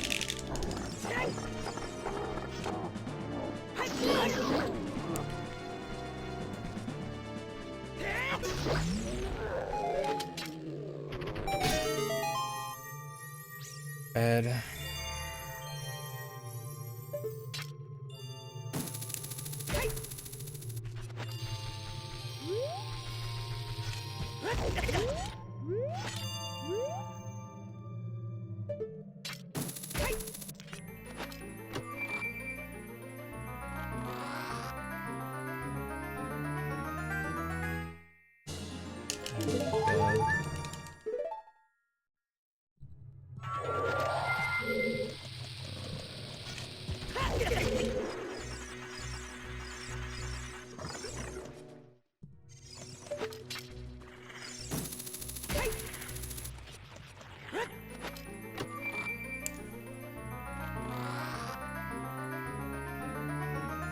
I don't know. I have no idea why it only happens on my stream. You guys have been reporting it, right?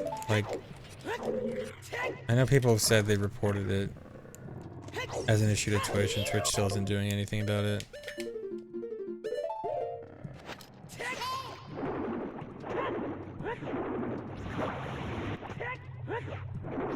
Yes, report me.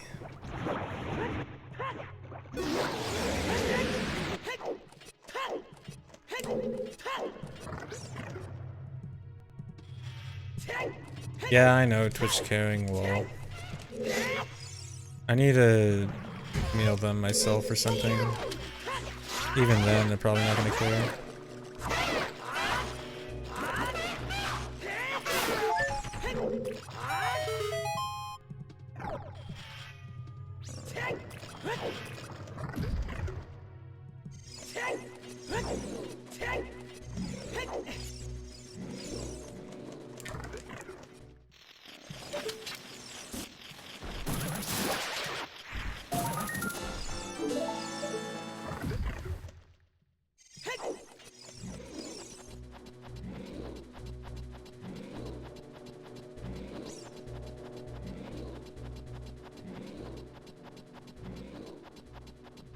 Thanks for 13 months, Dirty Dan.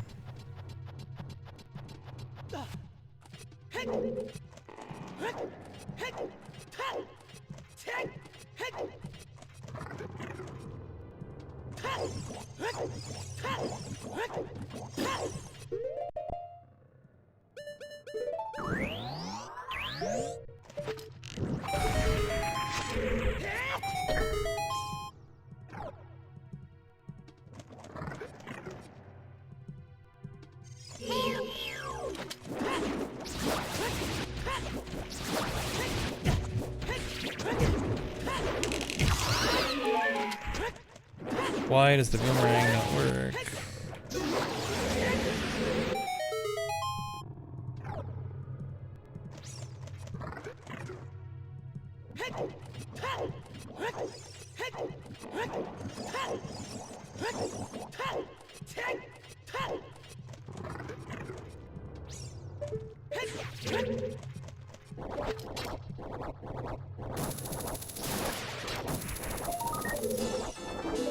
I think they did actually find why the boomerang is so dumb in decomp. Like, it's something like if Link's facing angle is like different by 4,000 units or more from the thing that it's, oh my god, that you're supposed to be targeting, then he throws it to like some random coordinates or something. Honestly, it's probably something that could easily be fixed. Yeah, the rank thing. It goes in like some random direction.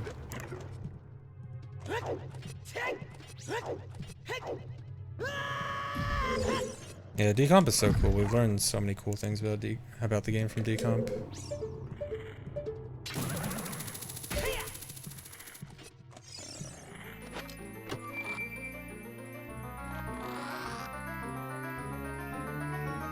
Yeah, an easily explainable pace bin for a lot of the stuff that Decomp has been finding would be really good.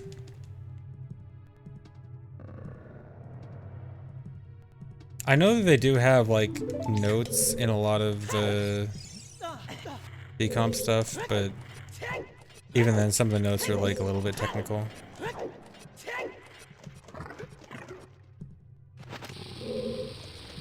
Yeah, there's documentation, but we're talking about like a super simple version of it, I guess.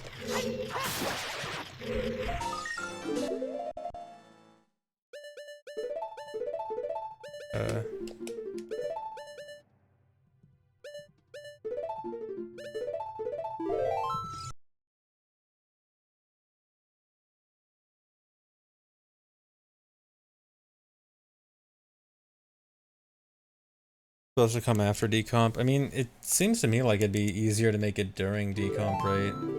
Seems like it's easier to make it like while people are doing the decomping of specific things rather than like having to go back through everything once it's done. I mean, maybe it'll be easier to organize once it's done. I don't know. That's just the way I see it. I do not want full health.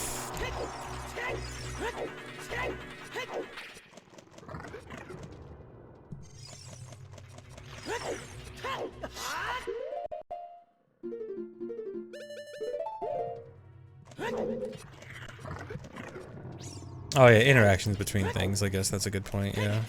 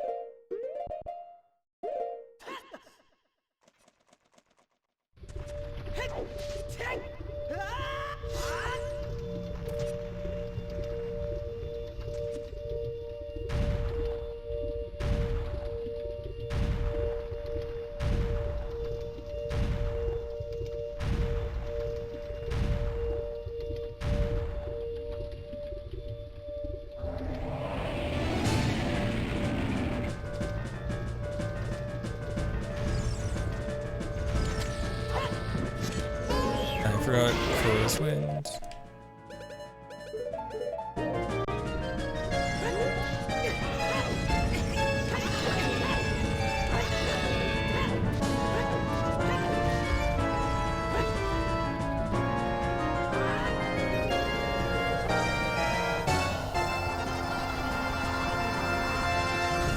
Here, I'll do this.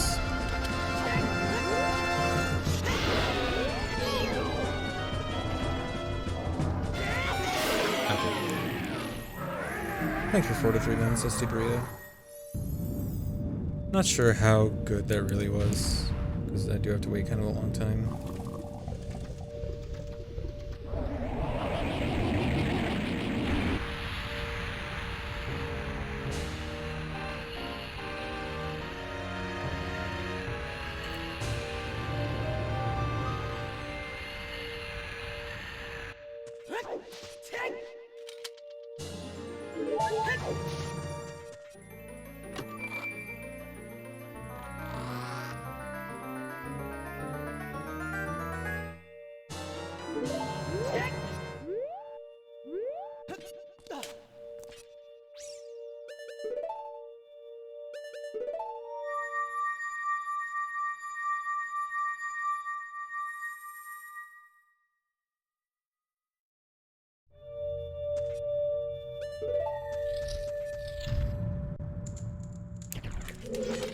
I think my best split there is inaccurate because I think I split there on the fadeaway before.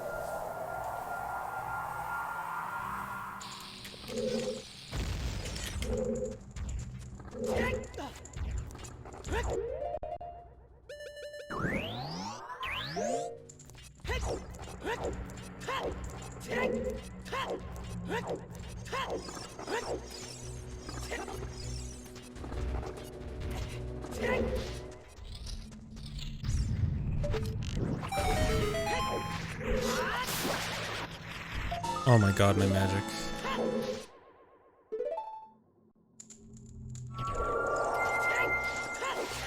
Magic boy, give me.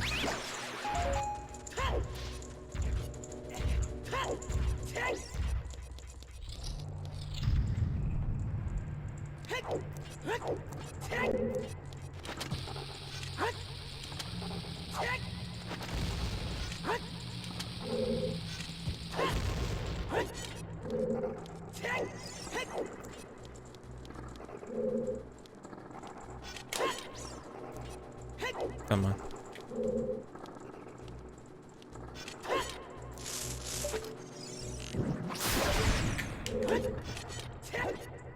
Where are my bombs too? And my bombs shouldn't be an issue, but they're lower than usual here. Oh no, they're not. I'm just forgetting about this bomb drop.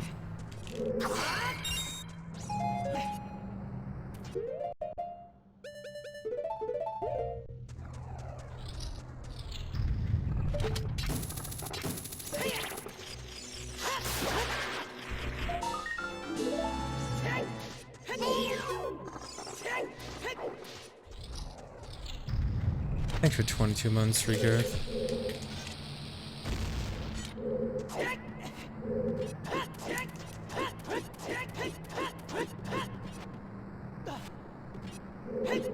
What would I do with ISG IRL? I probably would not want to use ISG IRL. That sounds like it could have bad consequences. I think I would hurt people. I don't want to do that.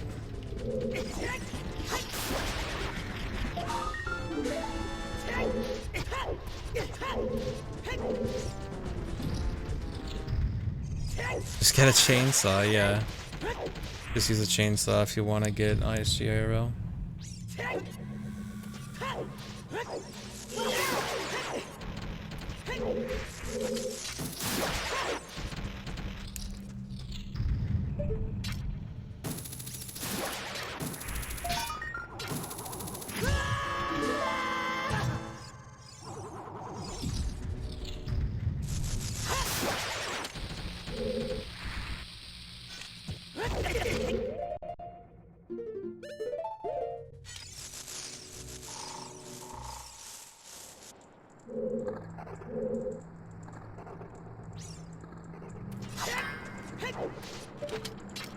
I've been bad at that hiss.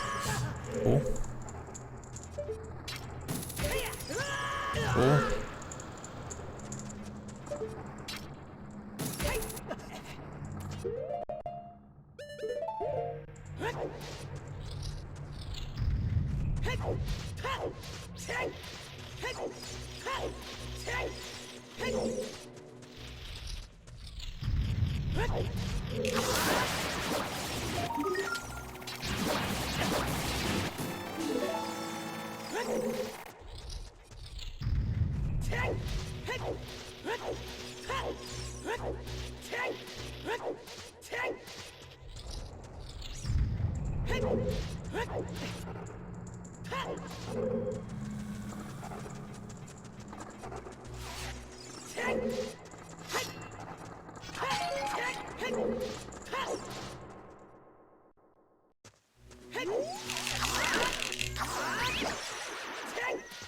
Come on.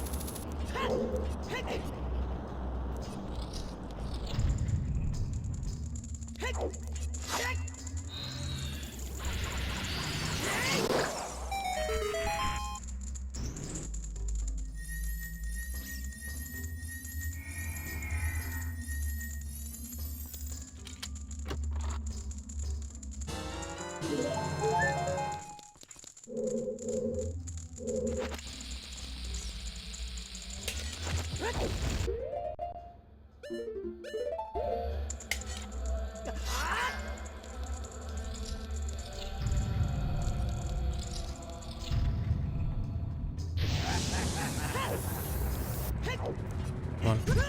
Oh my god.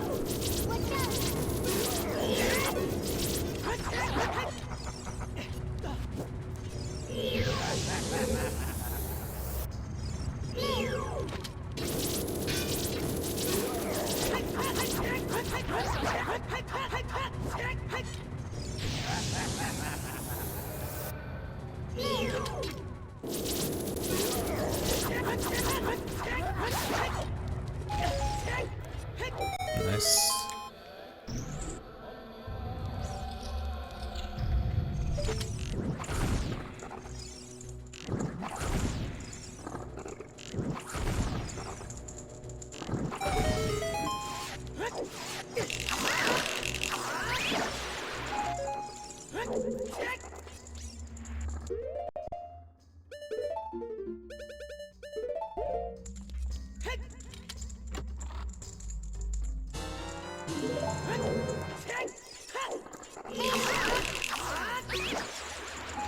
I'm getting all small magic jars.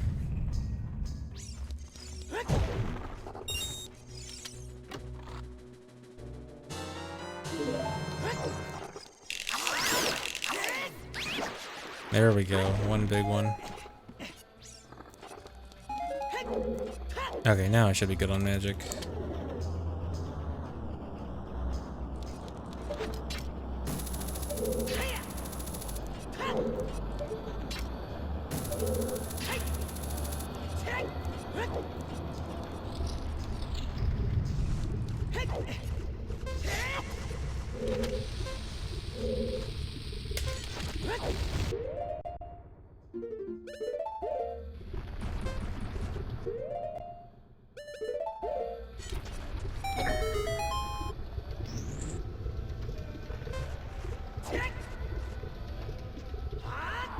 So the thing about rolling with hover boots, it's kind of, there's not an exact answer. It's kind of complicated. So when you roll, you're not at a constant top speed. You're at like a oscillating speed. Like you start out slow, then go fast, then go slow again. But hover boots has a lower top speed. So, but hover boots also has less oscillation because you're like constantly sliding. So hover boots has lower top speed, but more consistent speed. Kukuri boots has the higher top speed, but less consistent. So which one is actually better probably depends on the situation. I think it's, if it's like a really long, cool. If it's a really long place where you're rolling, probably hover boots. But otherwise, usually Kukuri boots. Usually, you always want Kukuri boots at least for anything relatively short, just because, yeah, good split. The thing that kills hover boots is its horribly slow acceleration. So like when you have to add in acceleration into the equation, then it kills hover boots. Because Kukuri boots has, you know, essentially, at least compared to hover boots, instant acceleration.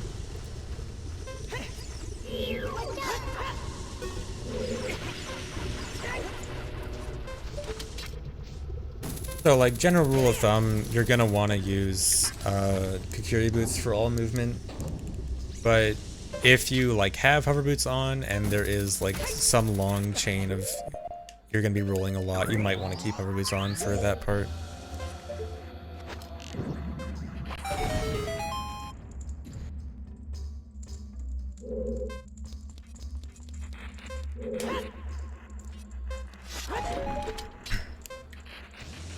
Why do I always forget to equip Goron Tunic as I get hit by fire?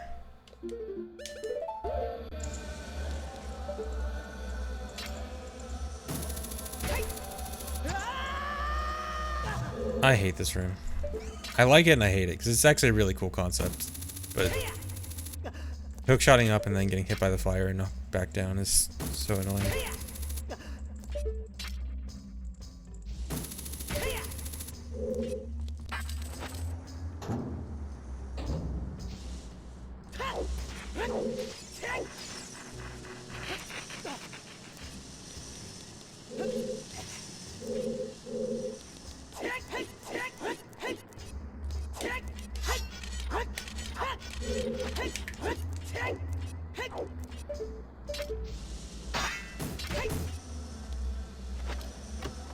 Thanks for 4 months, Evelandra.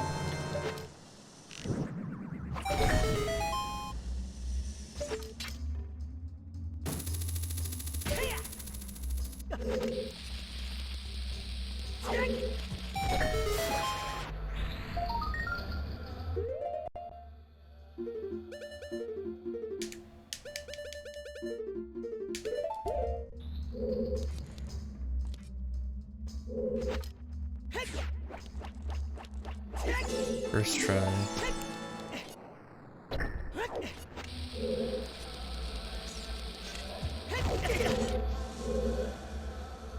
Gotta remember to get the key first.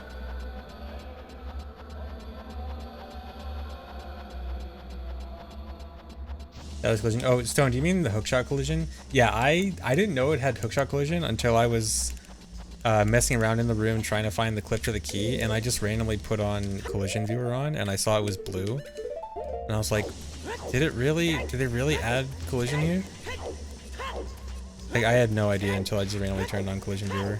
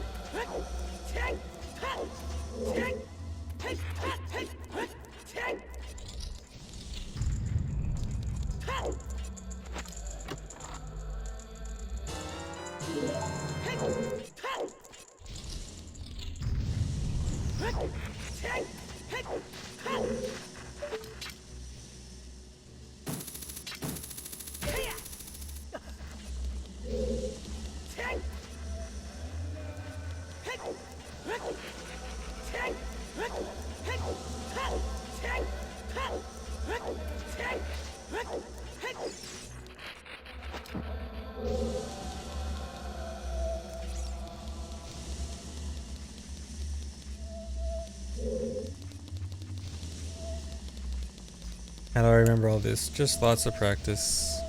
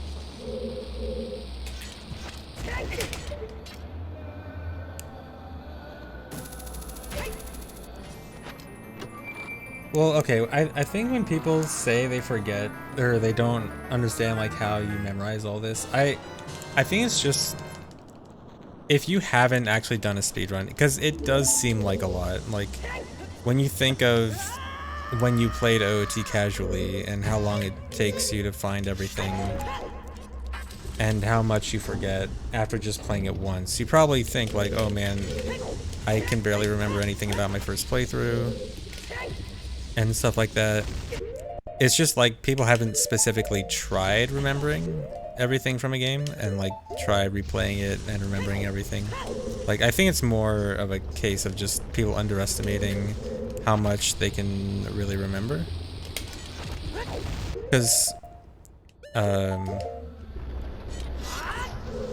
like it's definitely not something super special to remember everything needed in a speedrun. It's just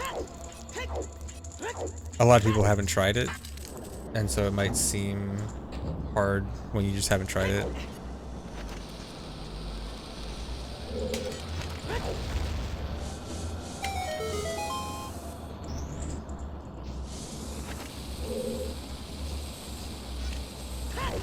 The problem is your brain thinking you can't do something when you can. You can do it, and don't let your brain lie to you.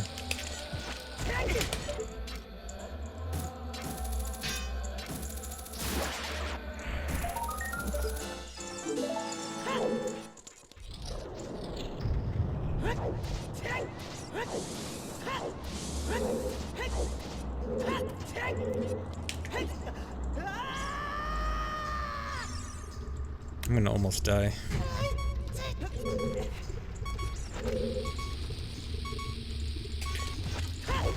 Would be a real shame if I were to die before leaving the dungeon. Why am I trying to jinx myself? Okay.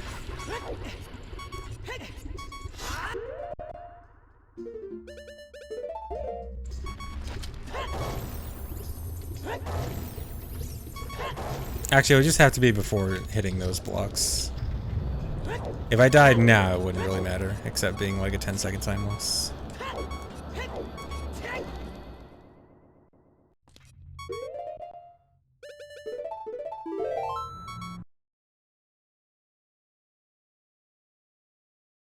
Thanks for 26 months, Nova.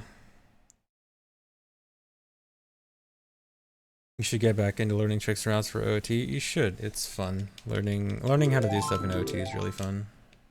Because you can do so much.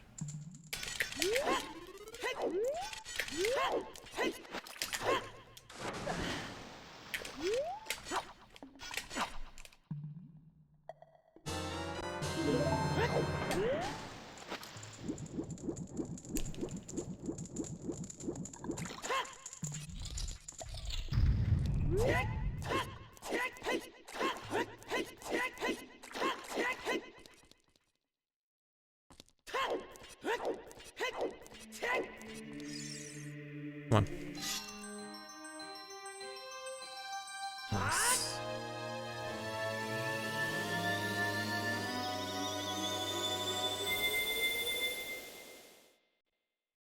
So this passes OOT2. Probably not. Kind of. As like an official release, like by Nintendo OOT2? No.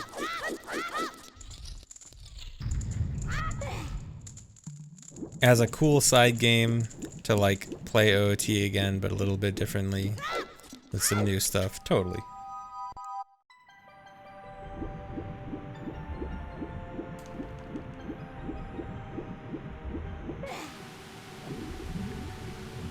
The real Master Quest, yeah.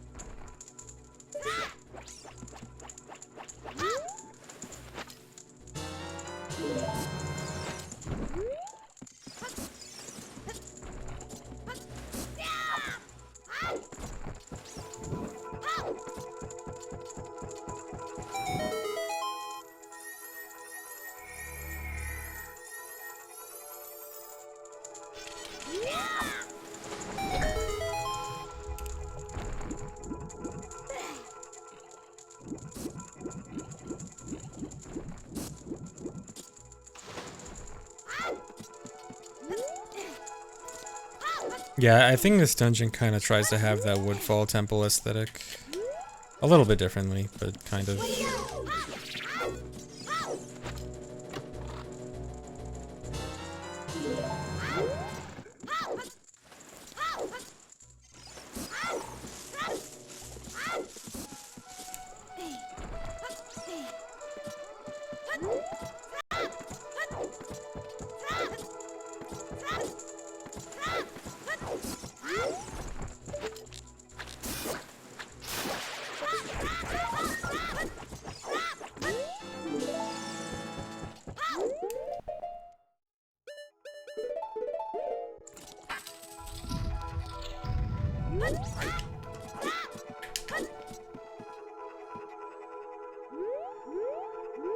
Come on.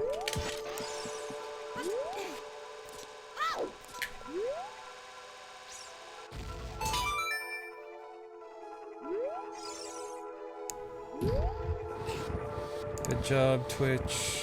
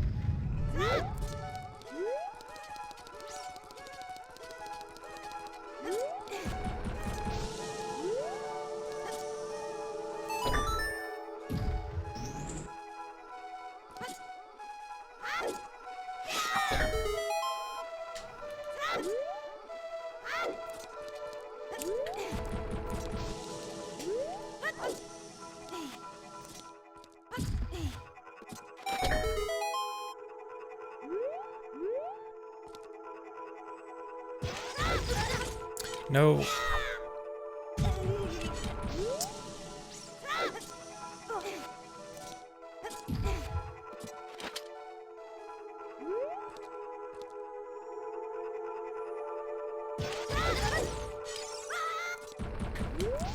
Whatever.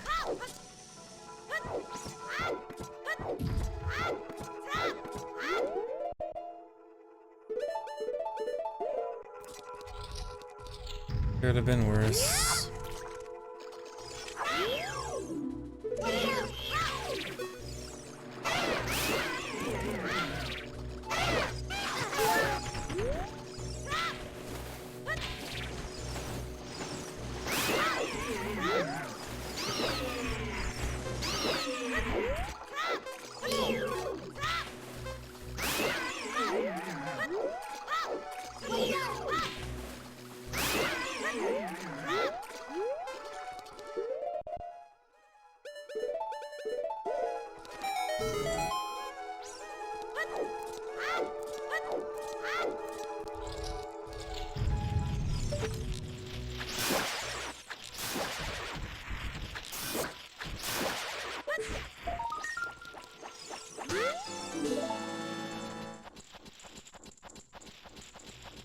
Thanks for 38 months. Pretty good, Doom.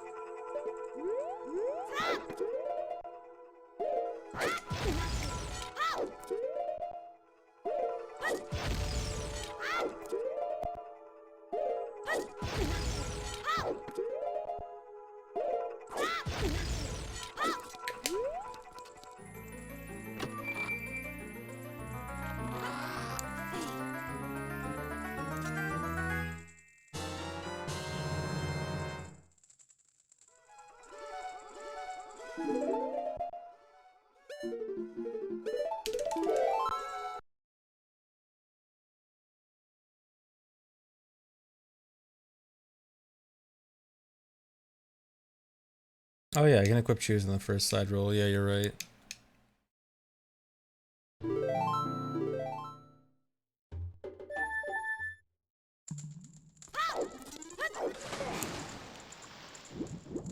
I'm not going for sub 350. This, if I PB, this will be my last PB. I basically said I was just gonna try doing runs for 1 or 2 more days. So if this PBs, I'm pretty much done. Sub 350 is definitely doable though. That's not a split. That's like the 3rd or 4th time I've done that.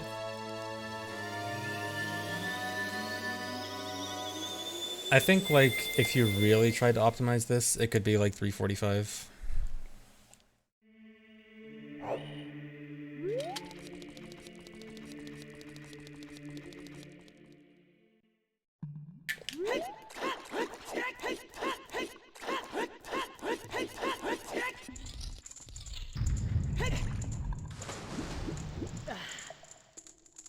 What's next? I want to do Nimpize glitchless, because glitchless in this game is actually pretty cool and pretty hard, and I think it'll be interesting.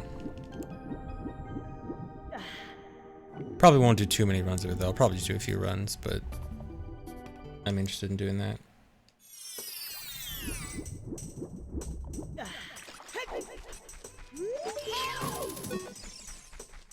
Especially since it's a ROM hack, which means a lot of people haven't seen... Unless you actually watch a casual playthrough, you probably haven't seen like how the game normally goes.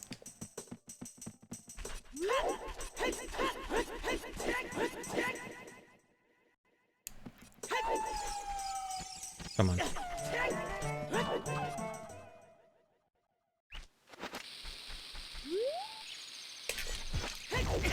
Time estimate on glitchless. I'm actually pretty sure it's going to be longer than 100%. Because the dungeons are really long in this. Well, not really long, but pretty long.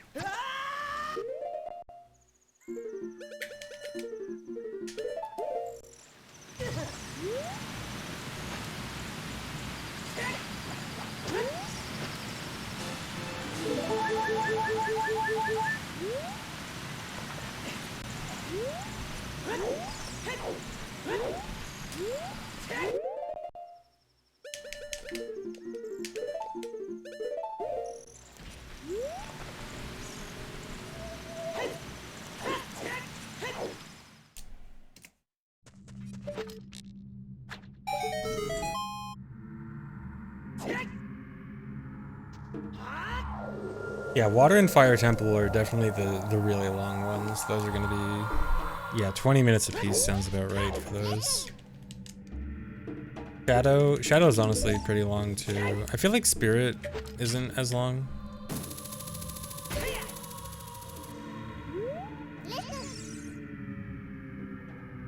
Actually, Forest is pretty... I feel like every adult dungeon is gonna be like 20 minutes.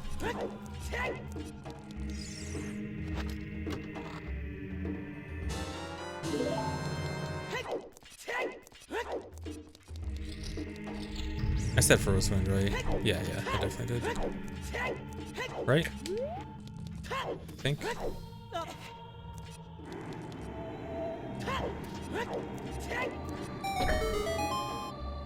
Let me just press B real quick. Okay, yeah.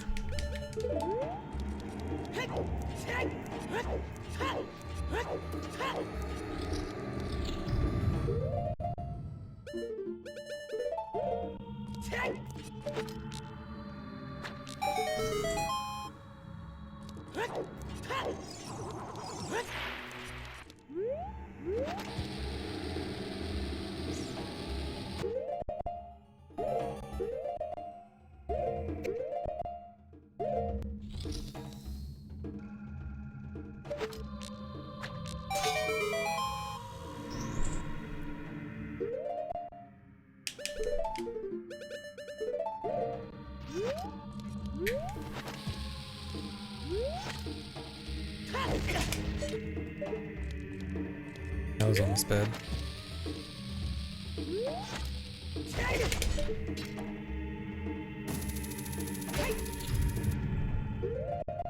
No pause. If I mess that up, and I lose entrance point glitch before weird shotting out, I actually have to fight the 3 iron knuckles to get out.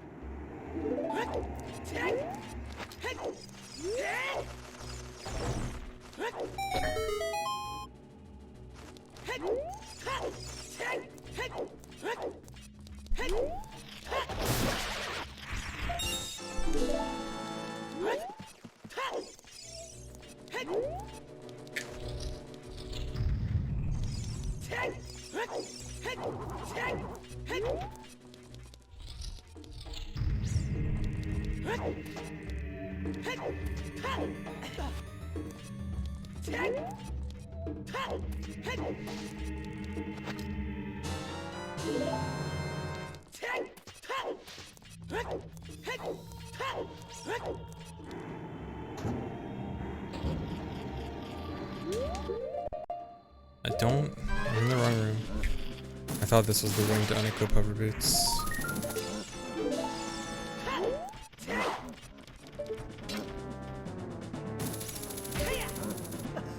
This is where I want to unequip.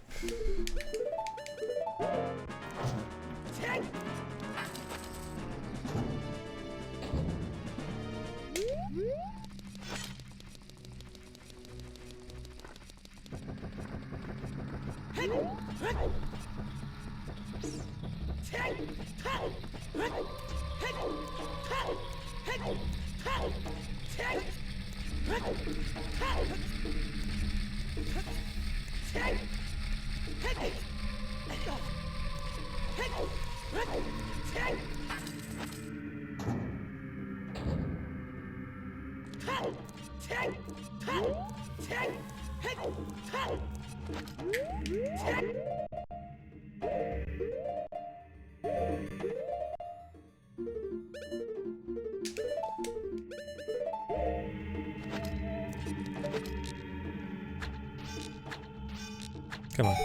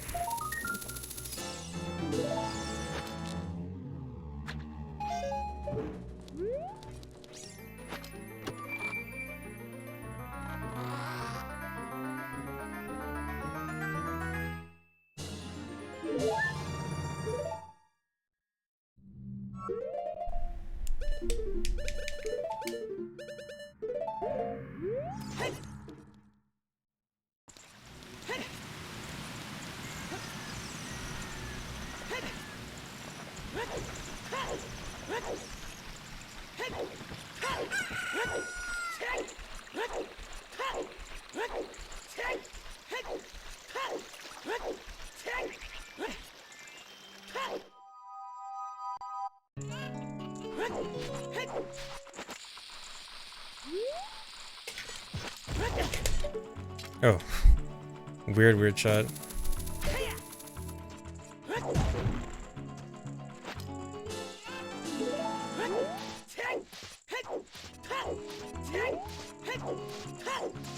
The reason I had to equip Slingshot, so Slingshot, the switches in the crypt were Slingshot only switches. The bow doesn't actually work. But then here, I want the bow for shooting Gerudos. And the Slingshot doesn't work for that.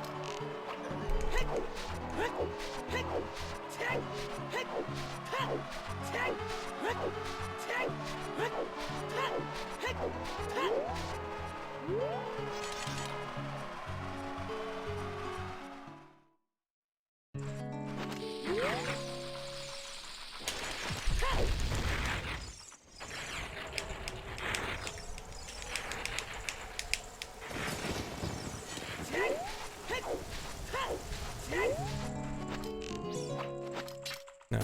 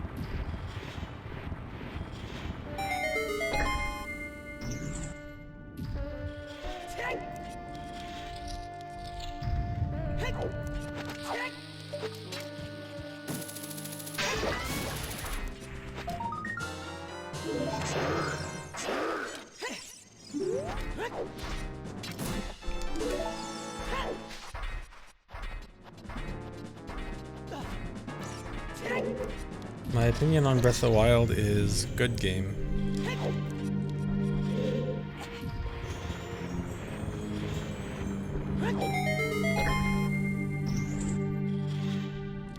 Okay.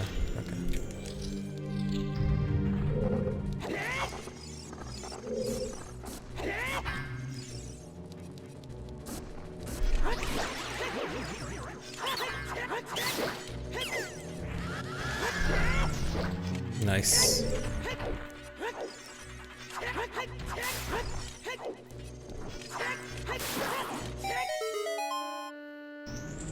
Opinion on Bomb of the Well? Decent mini dungeon. Pretty interesting.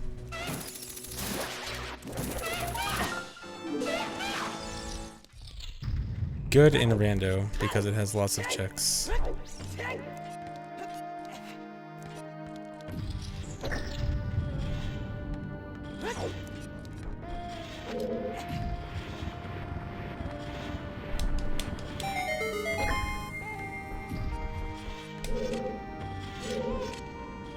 Come on.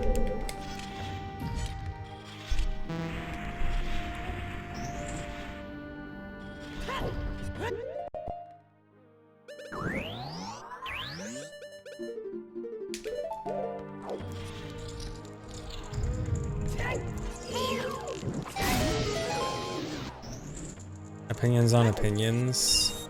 Opinions usually suck. That's my opinion on opinions. Unless they're mine.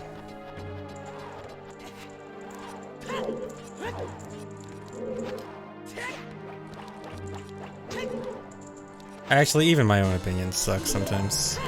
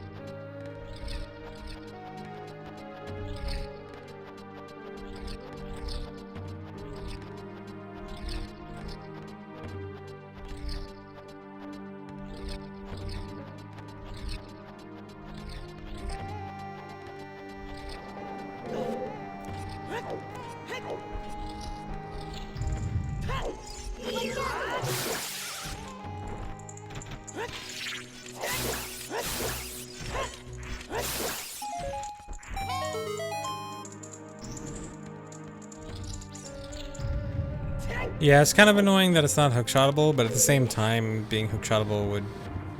like, it kind of defeats the purpose of the room in vanilla. So, like, I get it.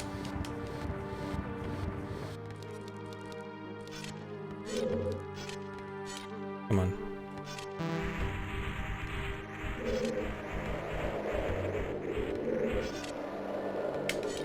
Dude.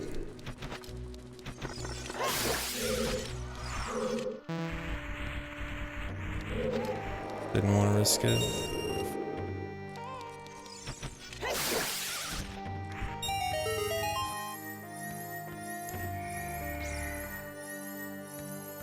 Yeah, I guess I could have used C up.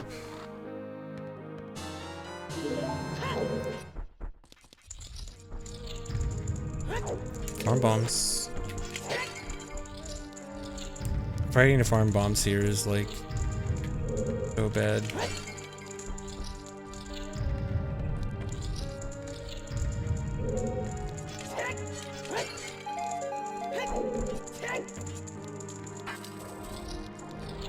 Zelda's birthday still the best ROM hack? Are you sure about that? Is that a real opinion you have, or are you just saying that? Come on. Dude, the one time I want him to look at me.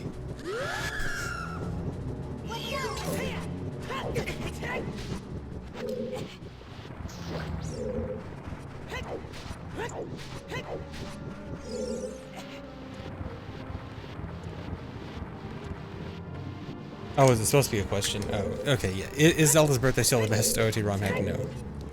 Definitely not. Zelda's birthday was good for its time. It was interesting to, like, actually see a ROM hack be made. And for its time, it was definitely, you know, rough around the edges, but it was interesting. But nowadays, ROM hacks have gotten way better.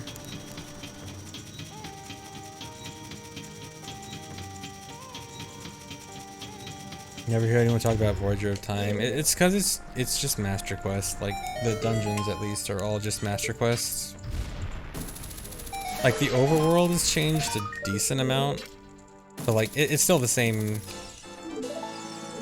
maps in the overworld. It's just, like, different actors and stuff in the overworld. And then the dungeons are basically just Master Quests, but have different dungeon items, just to like force you to do things in a different order. So yeah, Voyager of Time, it's probably worth playing if you haven't played Master Quest. If you have played Master Quest, there's not really any reason to play it.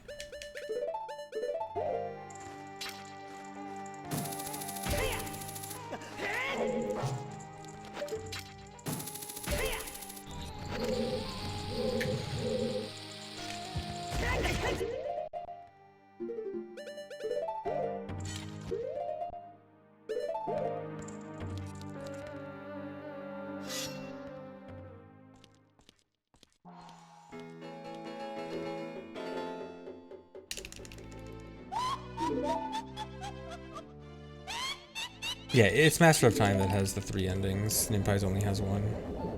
Although, back to Zelda's Birthday has 4.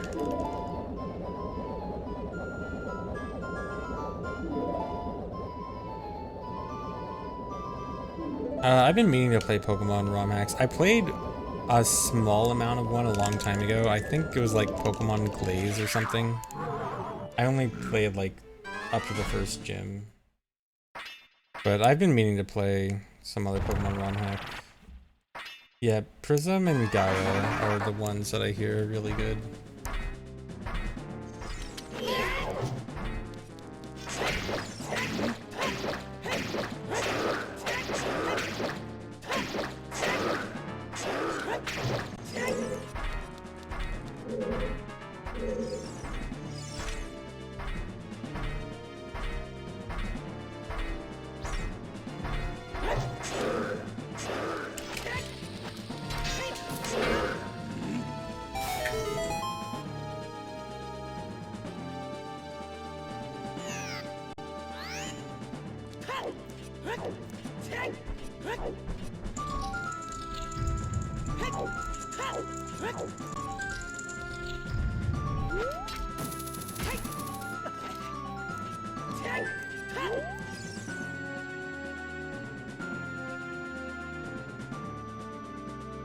Renegade Platinum is an upgrade of normal Platinum. I mean, I kind of want to play something that's more different from the main games. I think I've heard about Renegade. Isn't it like, is that the one that's like really hard and tries to like essentially make you have to use like legitimately competitive sets to beat it?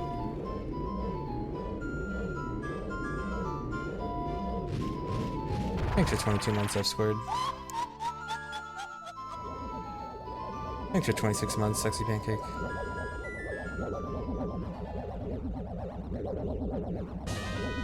But yeah, I'd rather play one that's just like meant to be a different game rather than like a harder version of a regular game.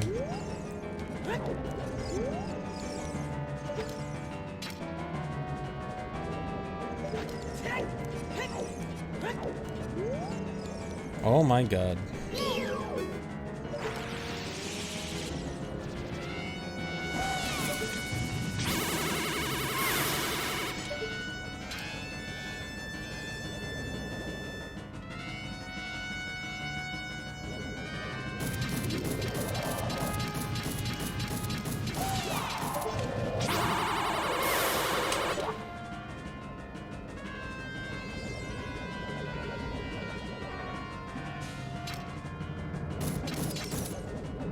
Oh no. What are you doing?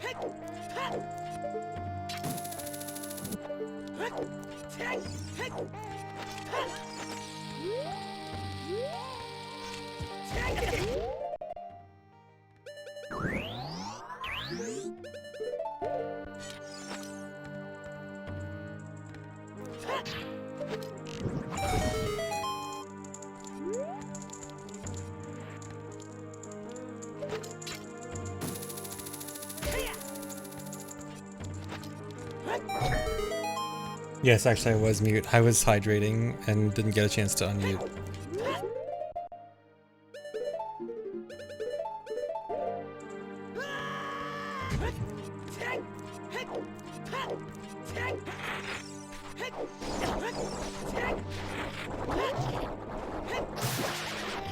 Oh, whoops, don't do that. But what I meant to say was I was being extra cautious there and I did not need to be.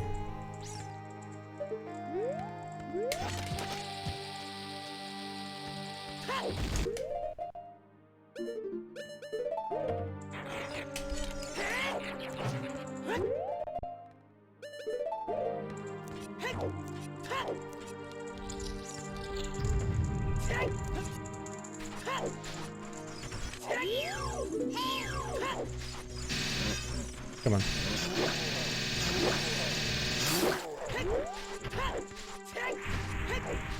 Probably gonna lose a good amount of time from trying to be overly cautious.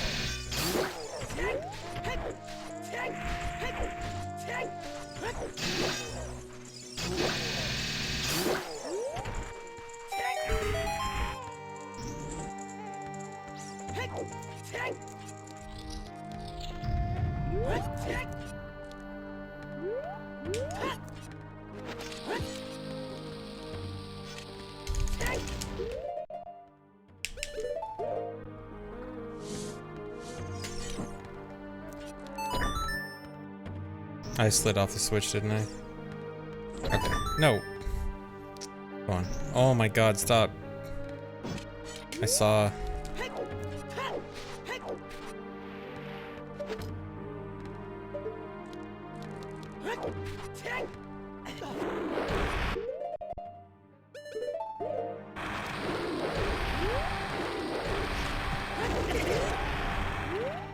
I've been thinking, I think blue switch puzzles are really bad in general and probably shouldn't be in ROM hacks. Unfortunately, they're a very ROM hacky type of puzzle that every ROM hack does. I need to start saying blue switch puzzles bad. Oh, you know what? That might be the twin row platform. I didn't actually look at it.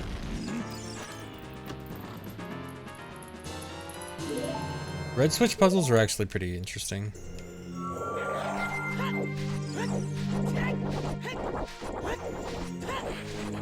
Guidelines for healthy ROM hacks. Ever since I started running Nimpize, I've actually been thinking about ROM hacks a lot, and I'm starting to think a lot about like what works well and what doesn't for ROM hacks. I honestly kind of want to do something like that.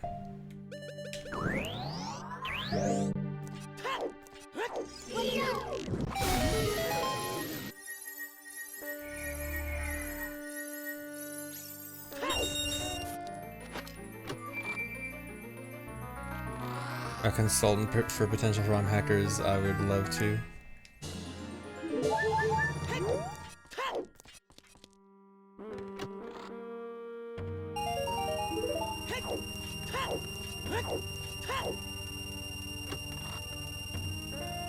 Time for a new Notepad++ tab, yeah. Gonna write down random ROM hack thoughts. Dang, that's kind of a lot of time lost. Oh well.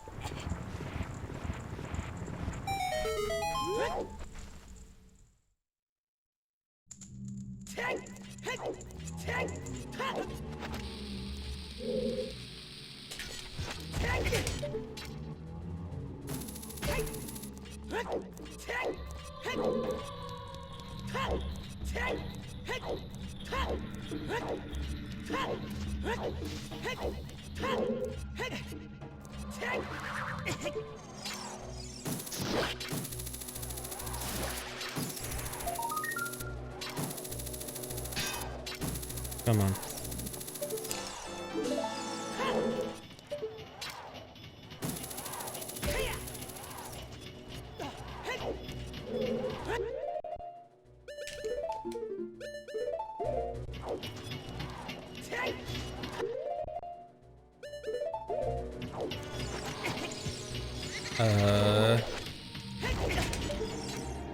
Does this reach? I don't think so. Come on.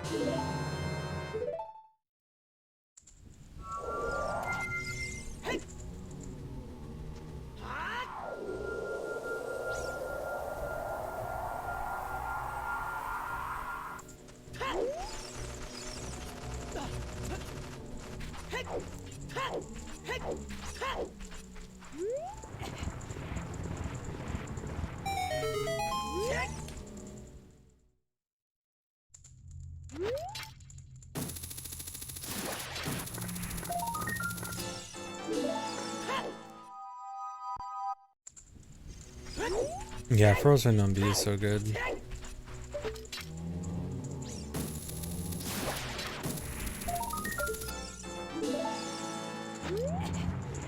Surprised I'm saving time.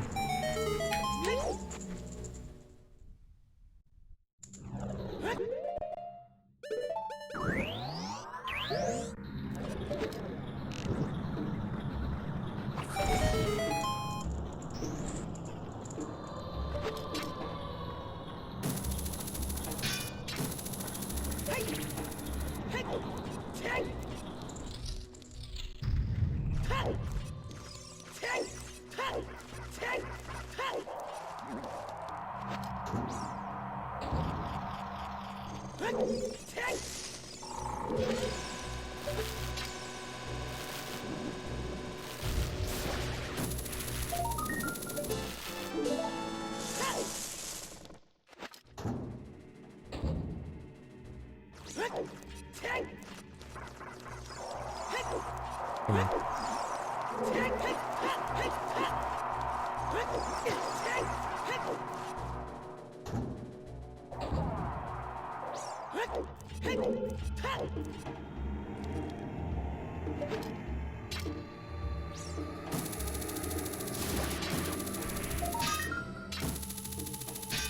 Come on.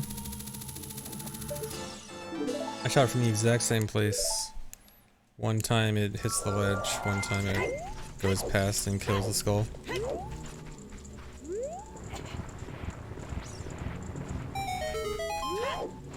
You didn't miss Dampe. Dampe is not in this.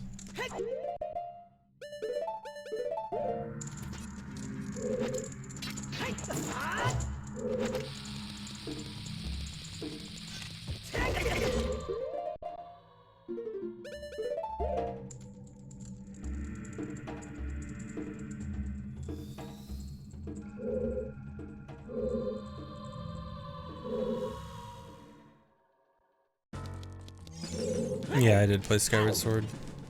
It's okay.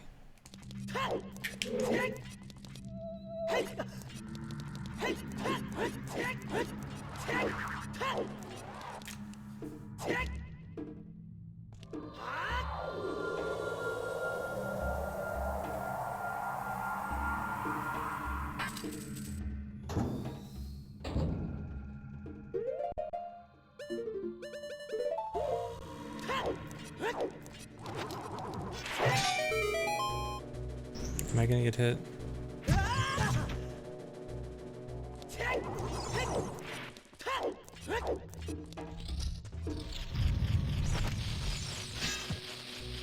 No, you actually can't long shot that Gibdo because there's an extra invisible wall in front of it. Otherwise, you probably could.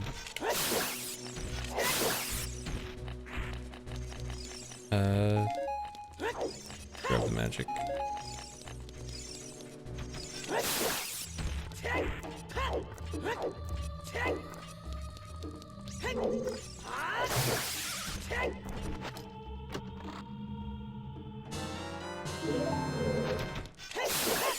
Why? I'm not really sure why the extra invisible wall. Oh no, I'm gonna get grabbed. Okay.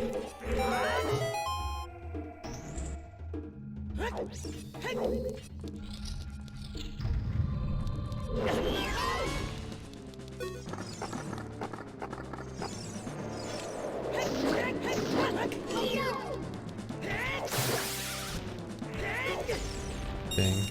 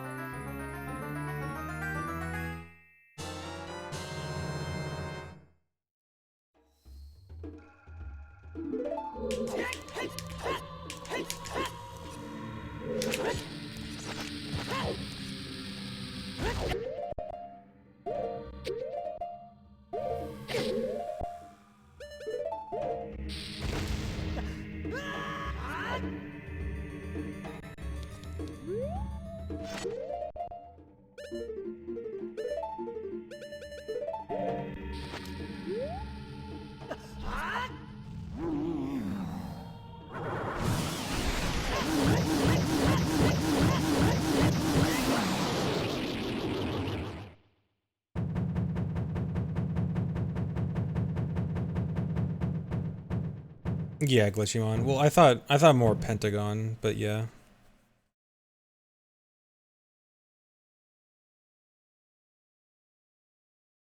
I guess Pentagon and Star kind of both work.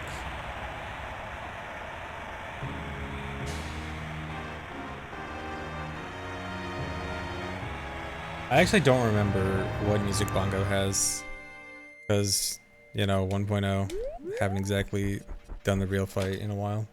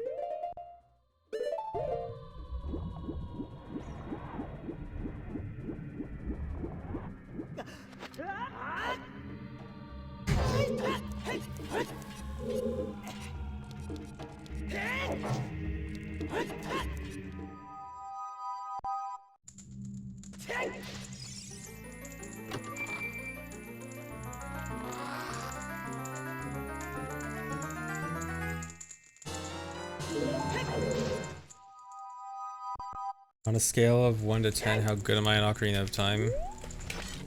3.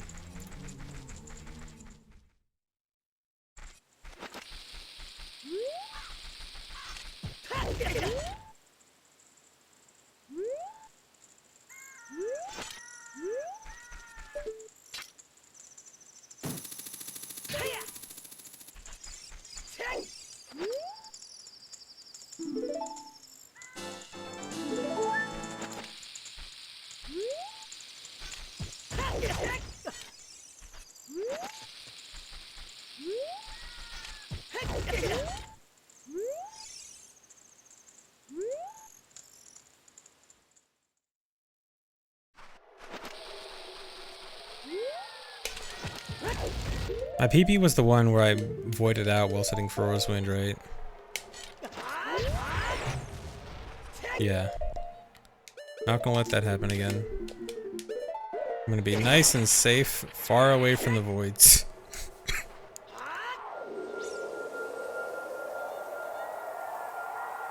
Yeah, I do think I've probably played more OG than anyone else, just because of how long I've been running it.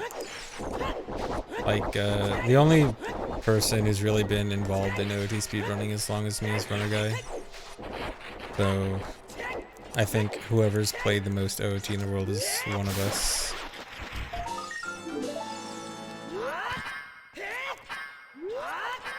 Come on.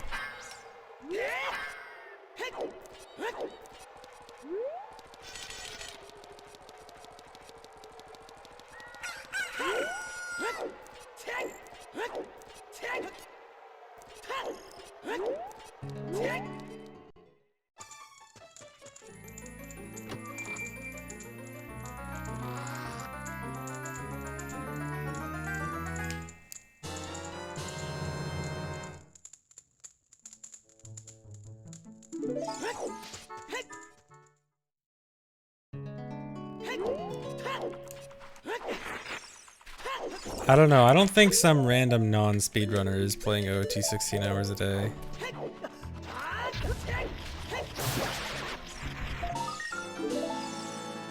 I have a hard time imagining that.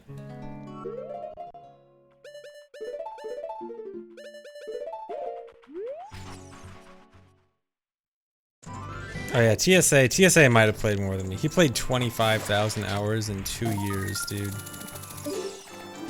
I don't know if I can keep up with that. TSA might have me.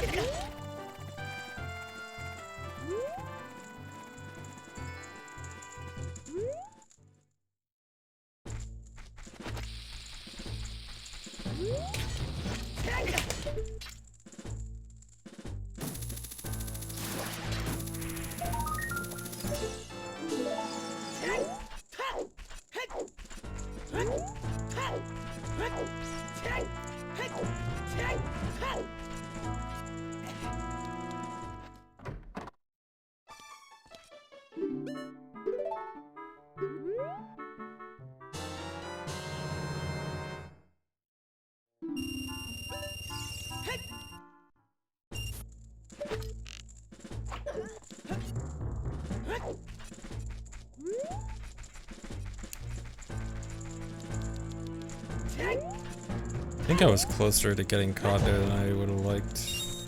Oh well, at least I'm safe.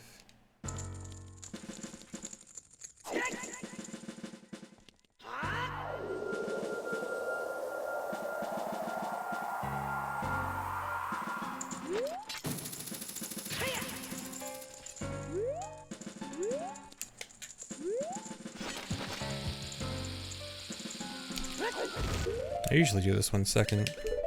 Not that it really matters.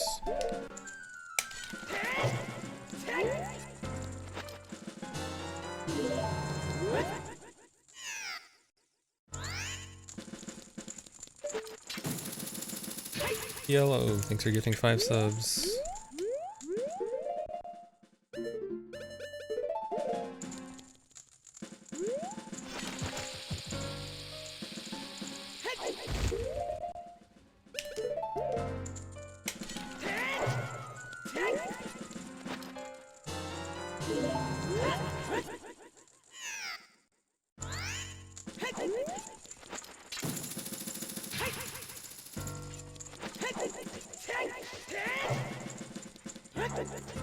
No, don't try to find SRM for Nimpize. I mean, Nimpize, again, Nimpize bans SRM already, so it's not like it'd be useful.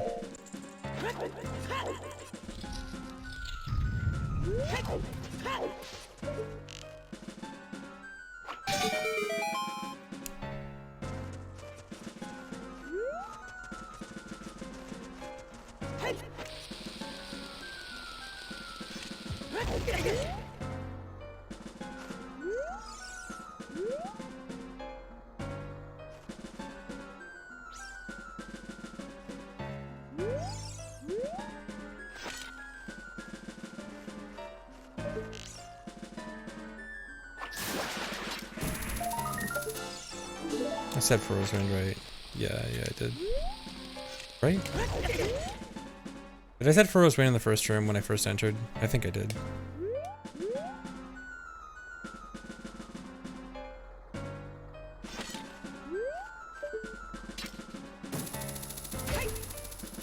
I gotta check again. Okay.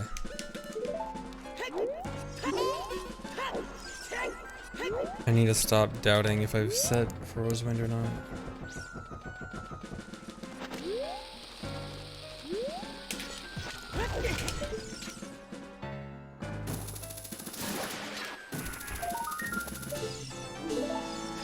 TPSRM soon. You know it's gonna happen. TP can't stay safe forever. Like, the thing about TP is that they know, there are known glitches that, if understood how they worked, would break the game a lot more, or would at least likely break the game a lot more, but they just aren't understood.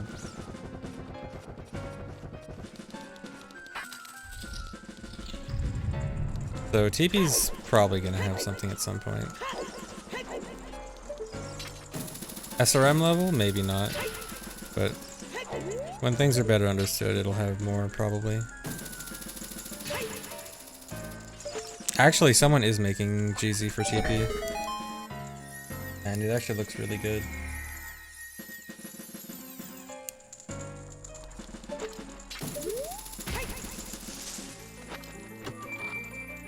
AP decomp actually is in progress.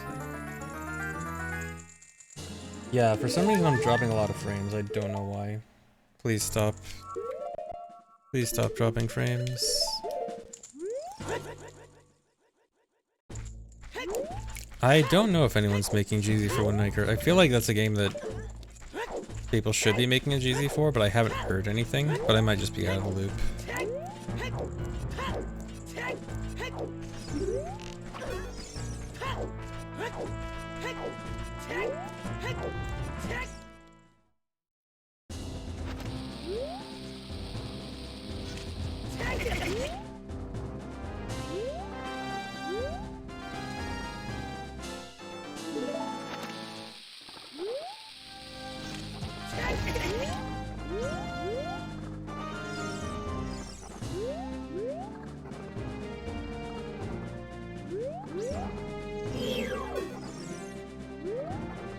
Good save. Could have been bad.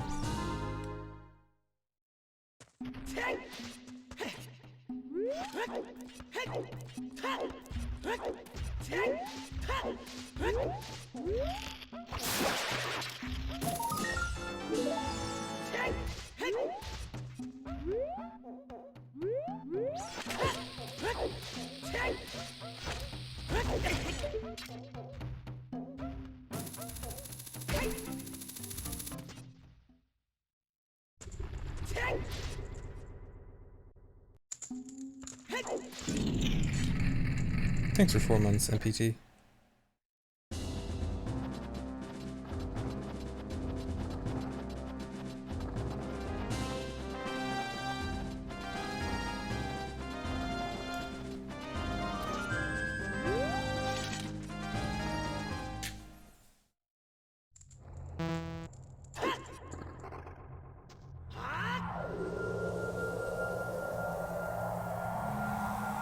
The only thing to gamble on really in Nimpize is the ending seconds being odd or even. Oh no. No, I didn't mean to do that. Oh, that's really bad. Okay, it's not that bad.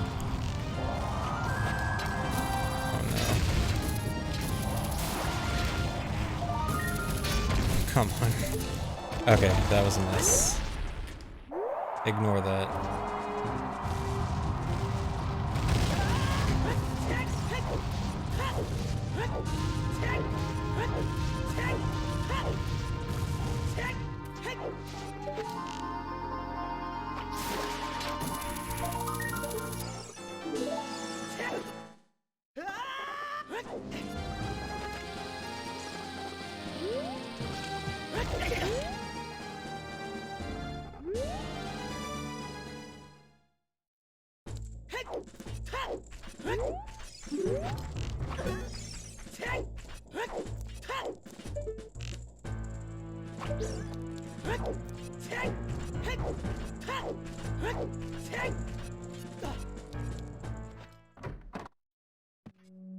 Hundred skulls.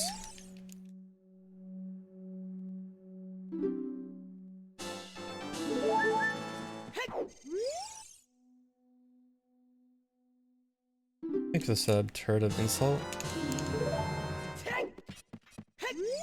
Alright, there should be 19 hearts. Yep. Alright, not missing anything.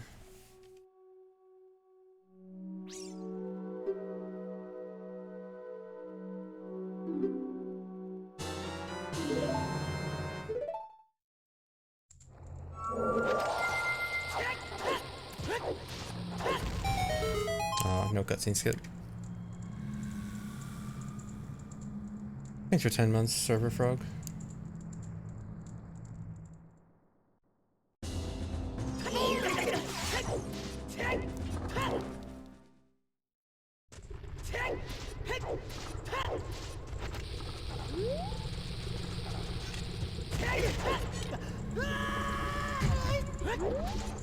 That was a really late mega flip.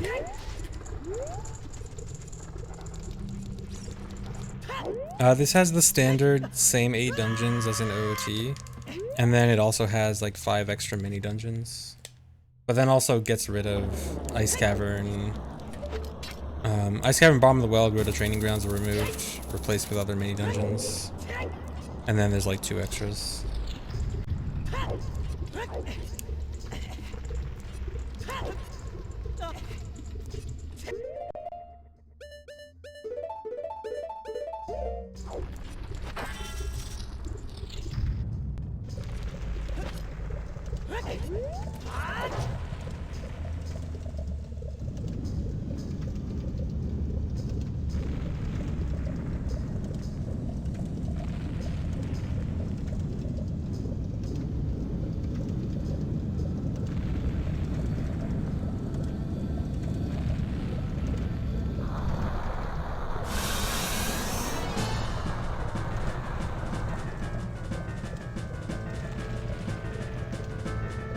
Well, there's no ice cavern, but one of the mini dungeons is an ice-based mini dungeon. It's basically just a replacement for ice cavern. I think for 19 months, BBQ your butt.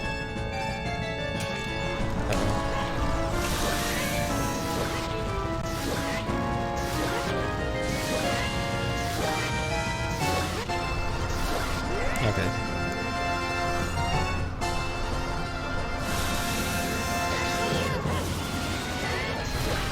Did I miscount? Seriously? Oh my god.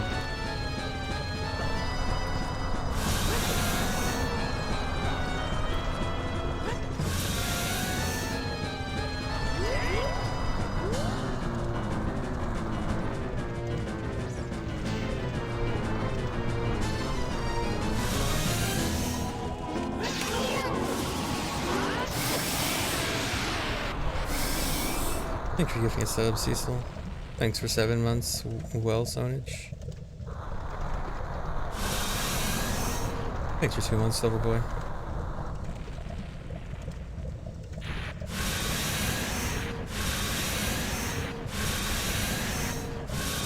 Maybe daily, thanks.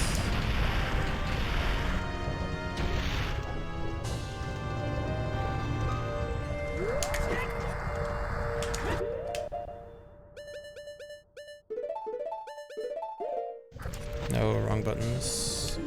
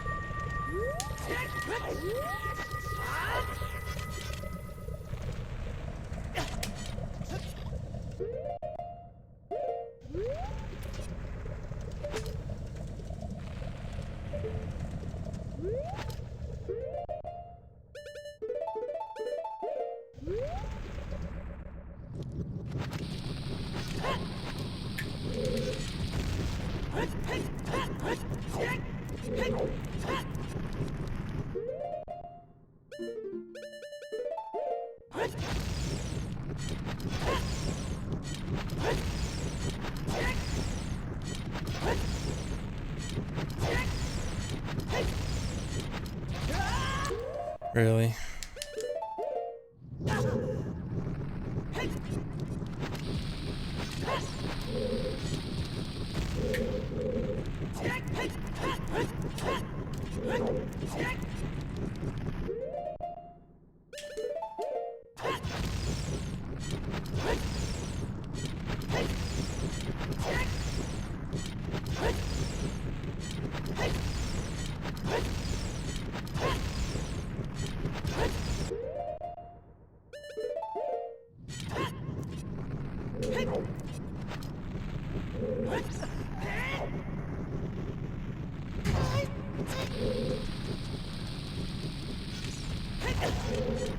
Really?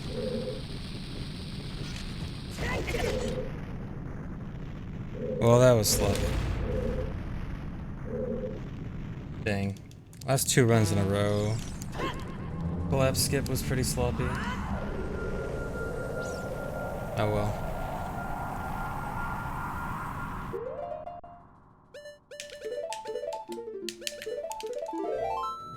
At the very least, that's basically the end of the run. The only, like, That's the last significant thing of the run. The rest of the run is very basic. Thanks for 26 months, Raising. Thanks for 26 months, Pot Agreed.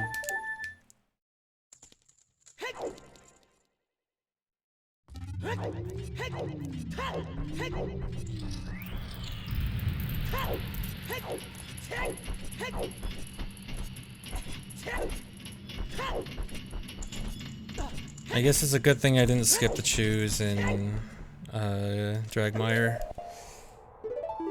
I always want to skip the choose in Dragmire, but I know it's just not a good idea. And then this run proved it.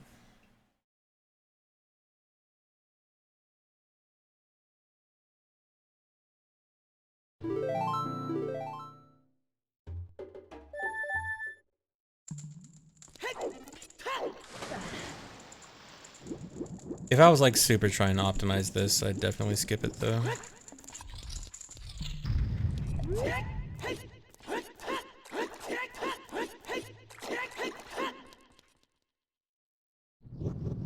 Can this ROM crash? Same chance of crashing as just a regular VC crash, so there's nothing like specific about this that would make it more likely to crash than regular OOT. How important are explosives in glitchless? I'm actually not sure. I did like a playthrough of the game glitchless off stream. I don't really remember. I think bombs were like a little bit tight in some places.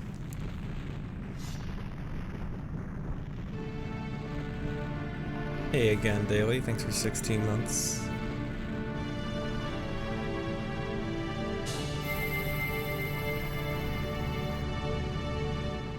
Oh yeah, we can start the prediction for even or odd seconds. Here we go.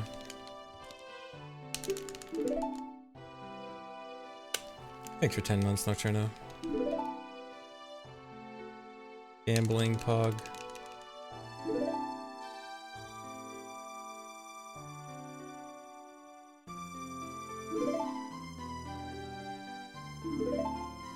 The choose in Dragmire is 10, so it literally is one extra attempt at collapse skip.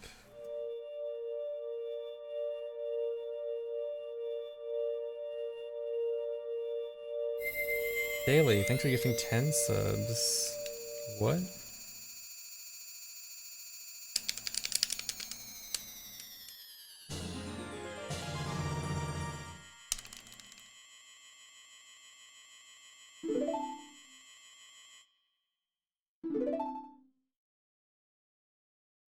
All in odd. I'm definitely on odd right now. Even is on a 2-win winning streak. Right now it's the first one was odd and then the next 2 were even. So if you are a fan of Gambler's Fallacy, it's all on odd right now.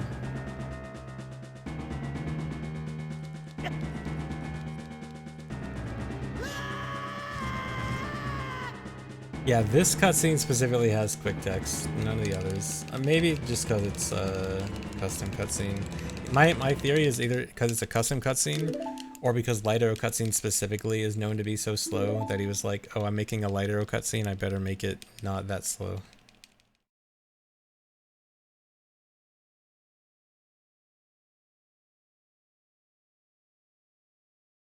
Thanks for giving a sub, TLO.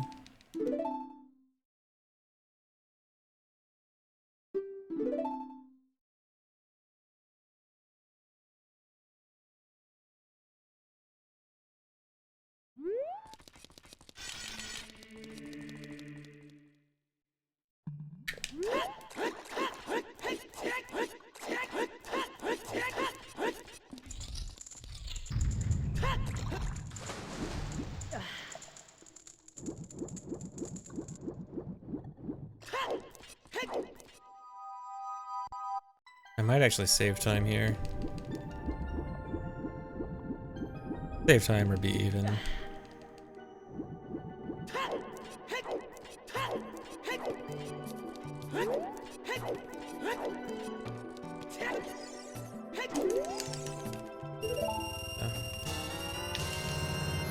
Dude, I'm mad that I kept messing up collapse skip in the last 2 runs I've done. I mean, better this and not like Hundo no SRM or something. Hess? Why am I not hessing?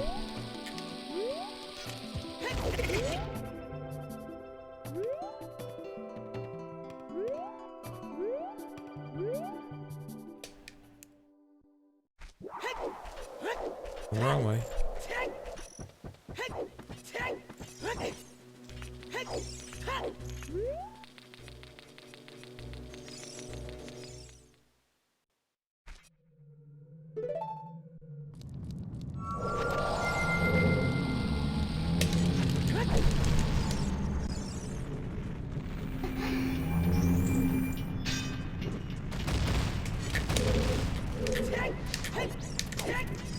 No.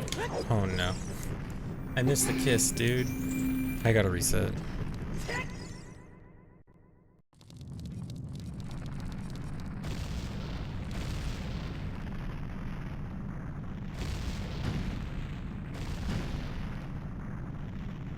Thanks for gifting a sub, UOKZFG. Thanks for the sub, Circalista. Thanks for 4 months, Link Zelda. Thanks for 5 gift subs, Basculin Gang.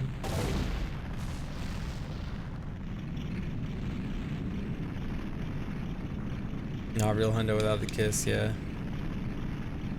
Dude, if I didn't fail collapse skip, I think this would have been barely under the regular OT hundo no SRM time. Thank you, 5 subs, Udia.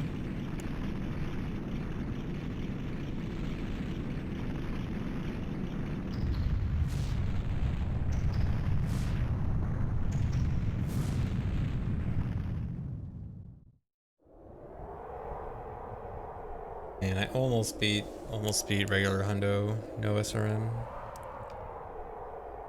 Thanks for the sub, Margwin. Although if this was optimized, it would for sure go under it by a good amount too.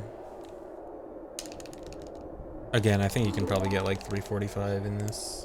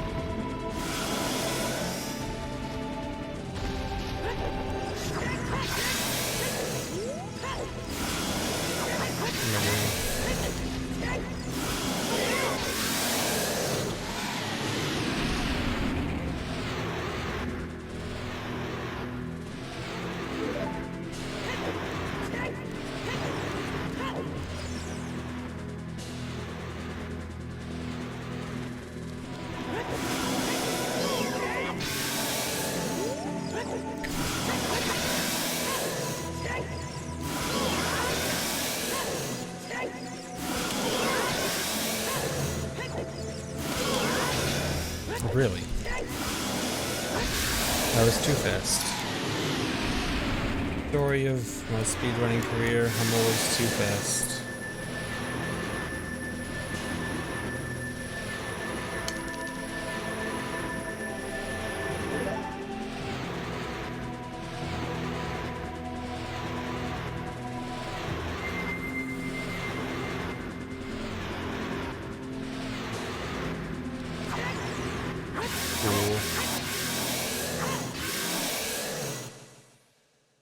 Alright, that's even again.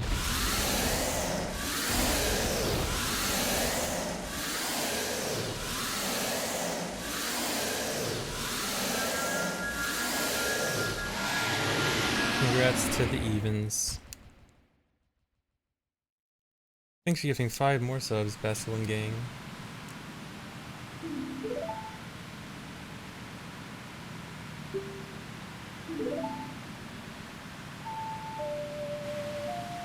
Yeah, I would have been wrong. I said odd and I was wrong.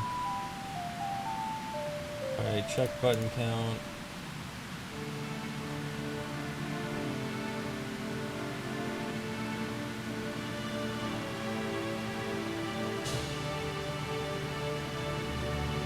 Button counter.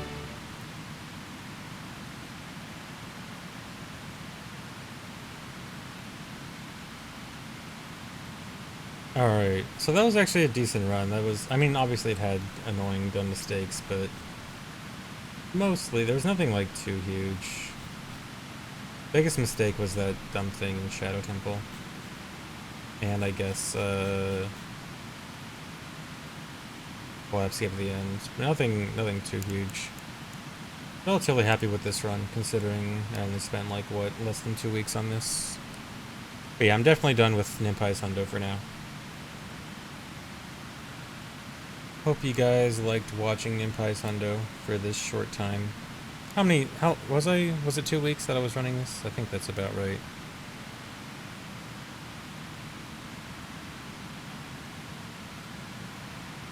Okay, so what's next is I want to do Nimpize Glitchless. And then I'm going to do Max % Child in Vanilla. Because it is about time I go back to Max % Child again. And then after that, most likely, Hundo no SRM. That's the likely plan.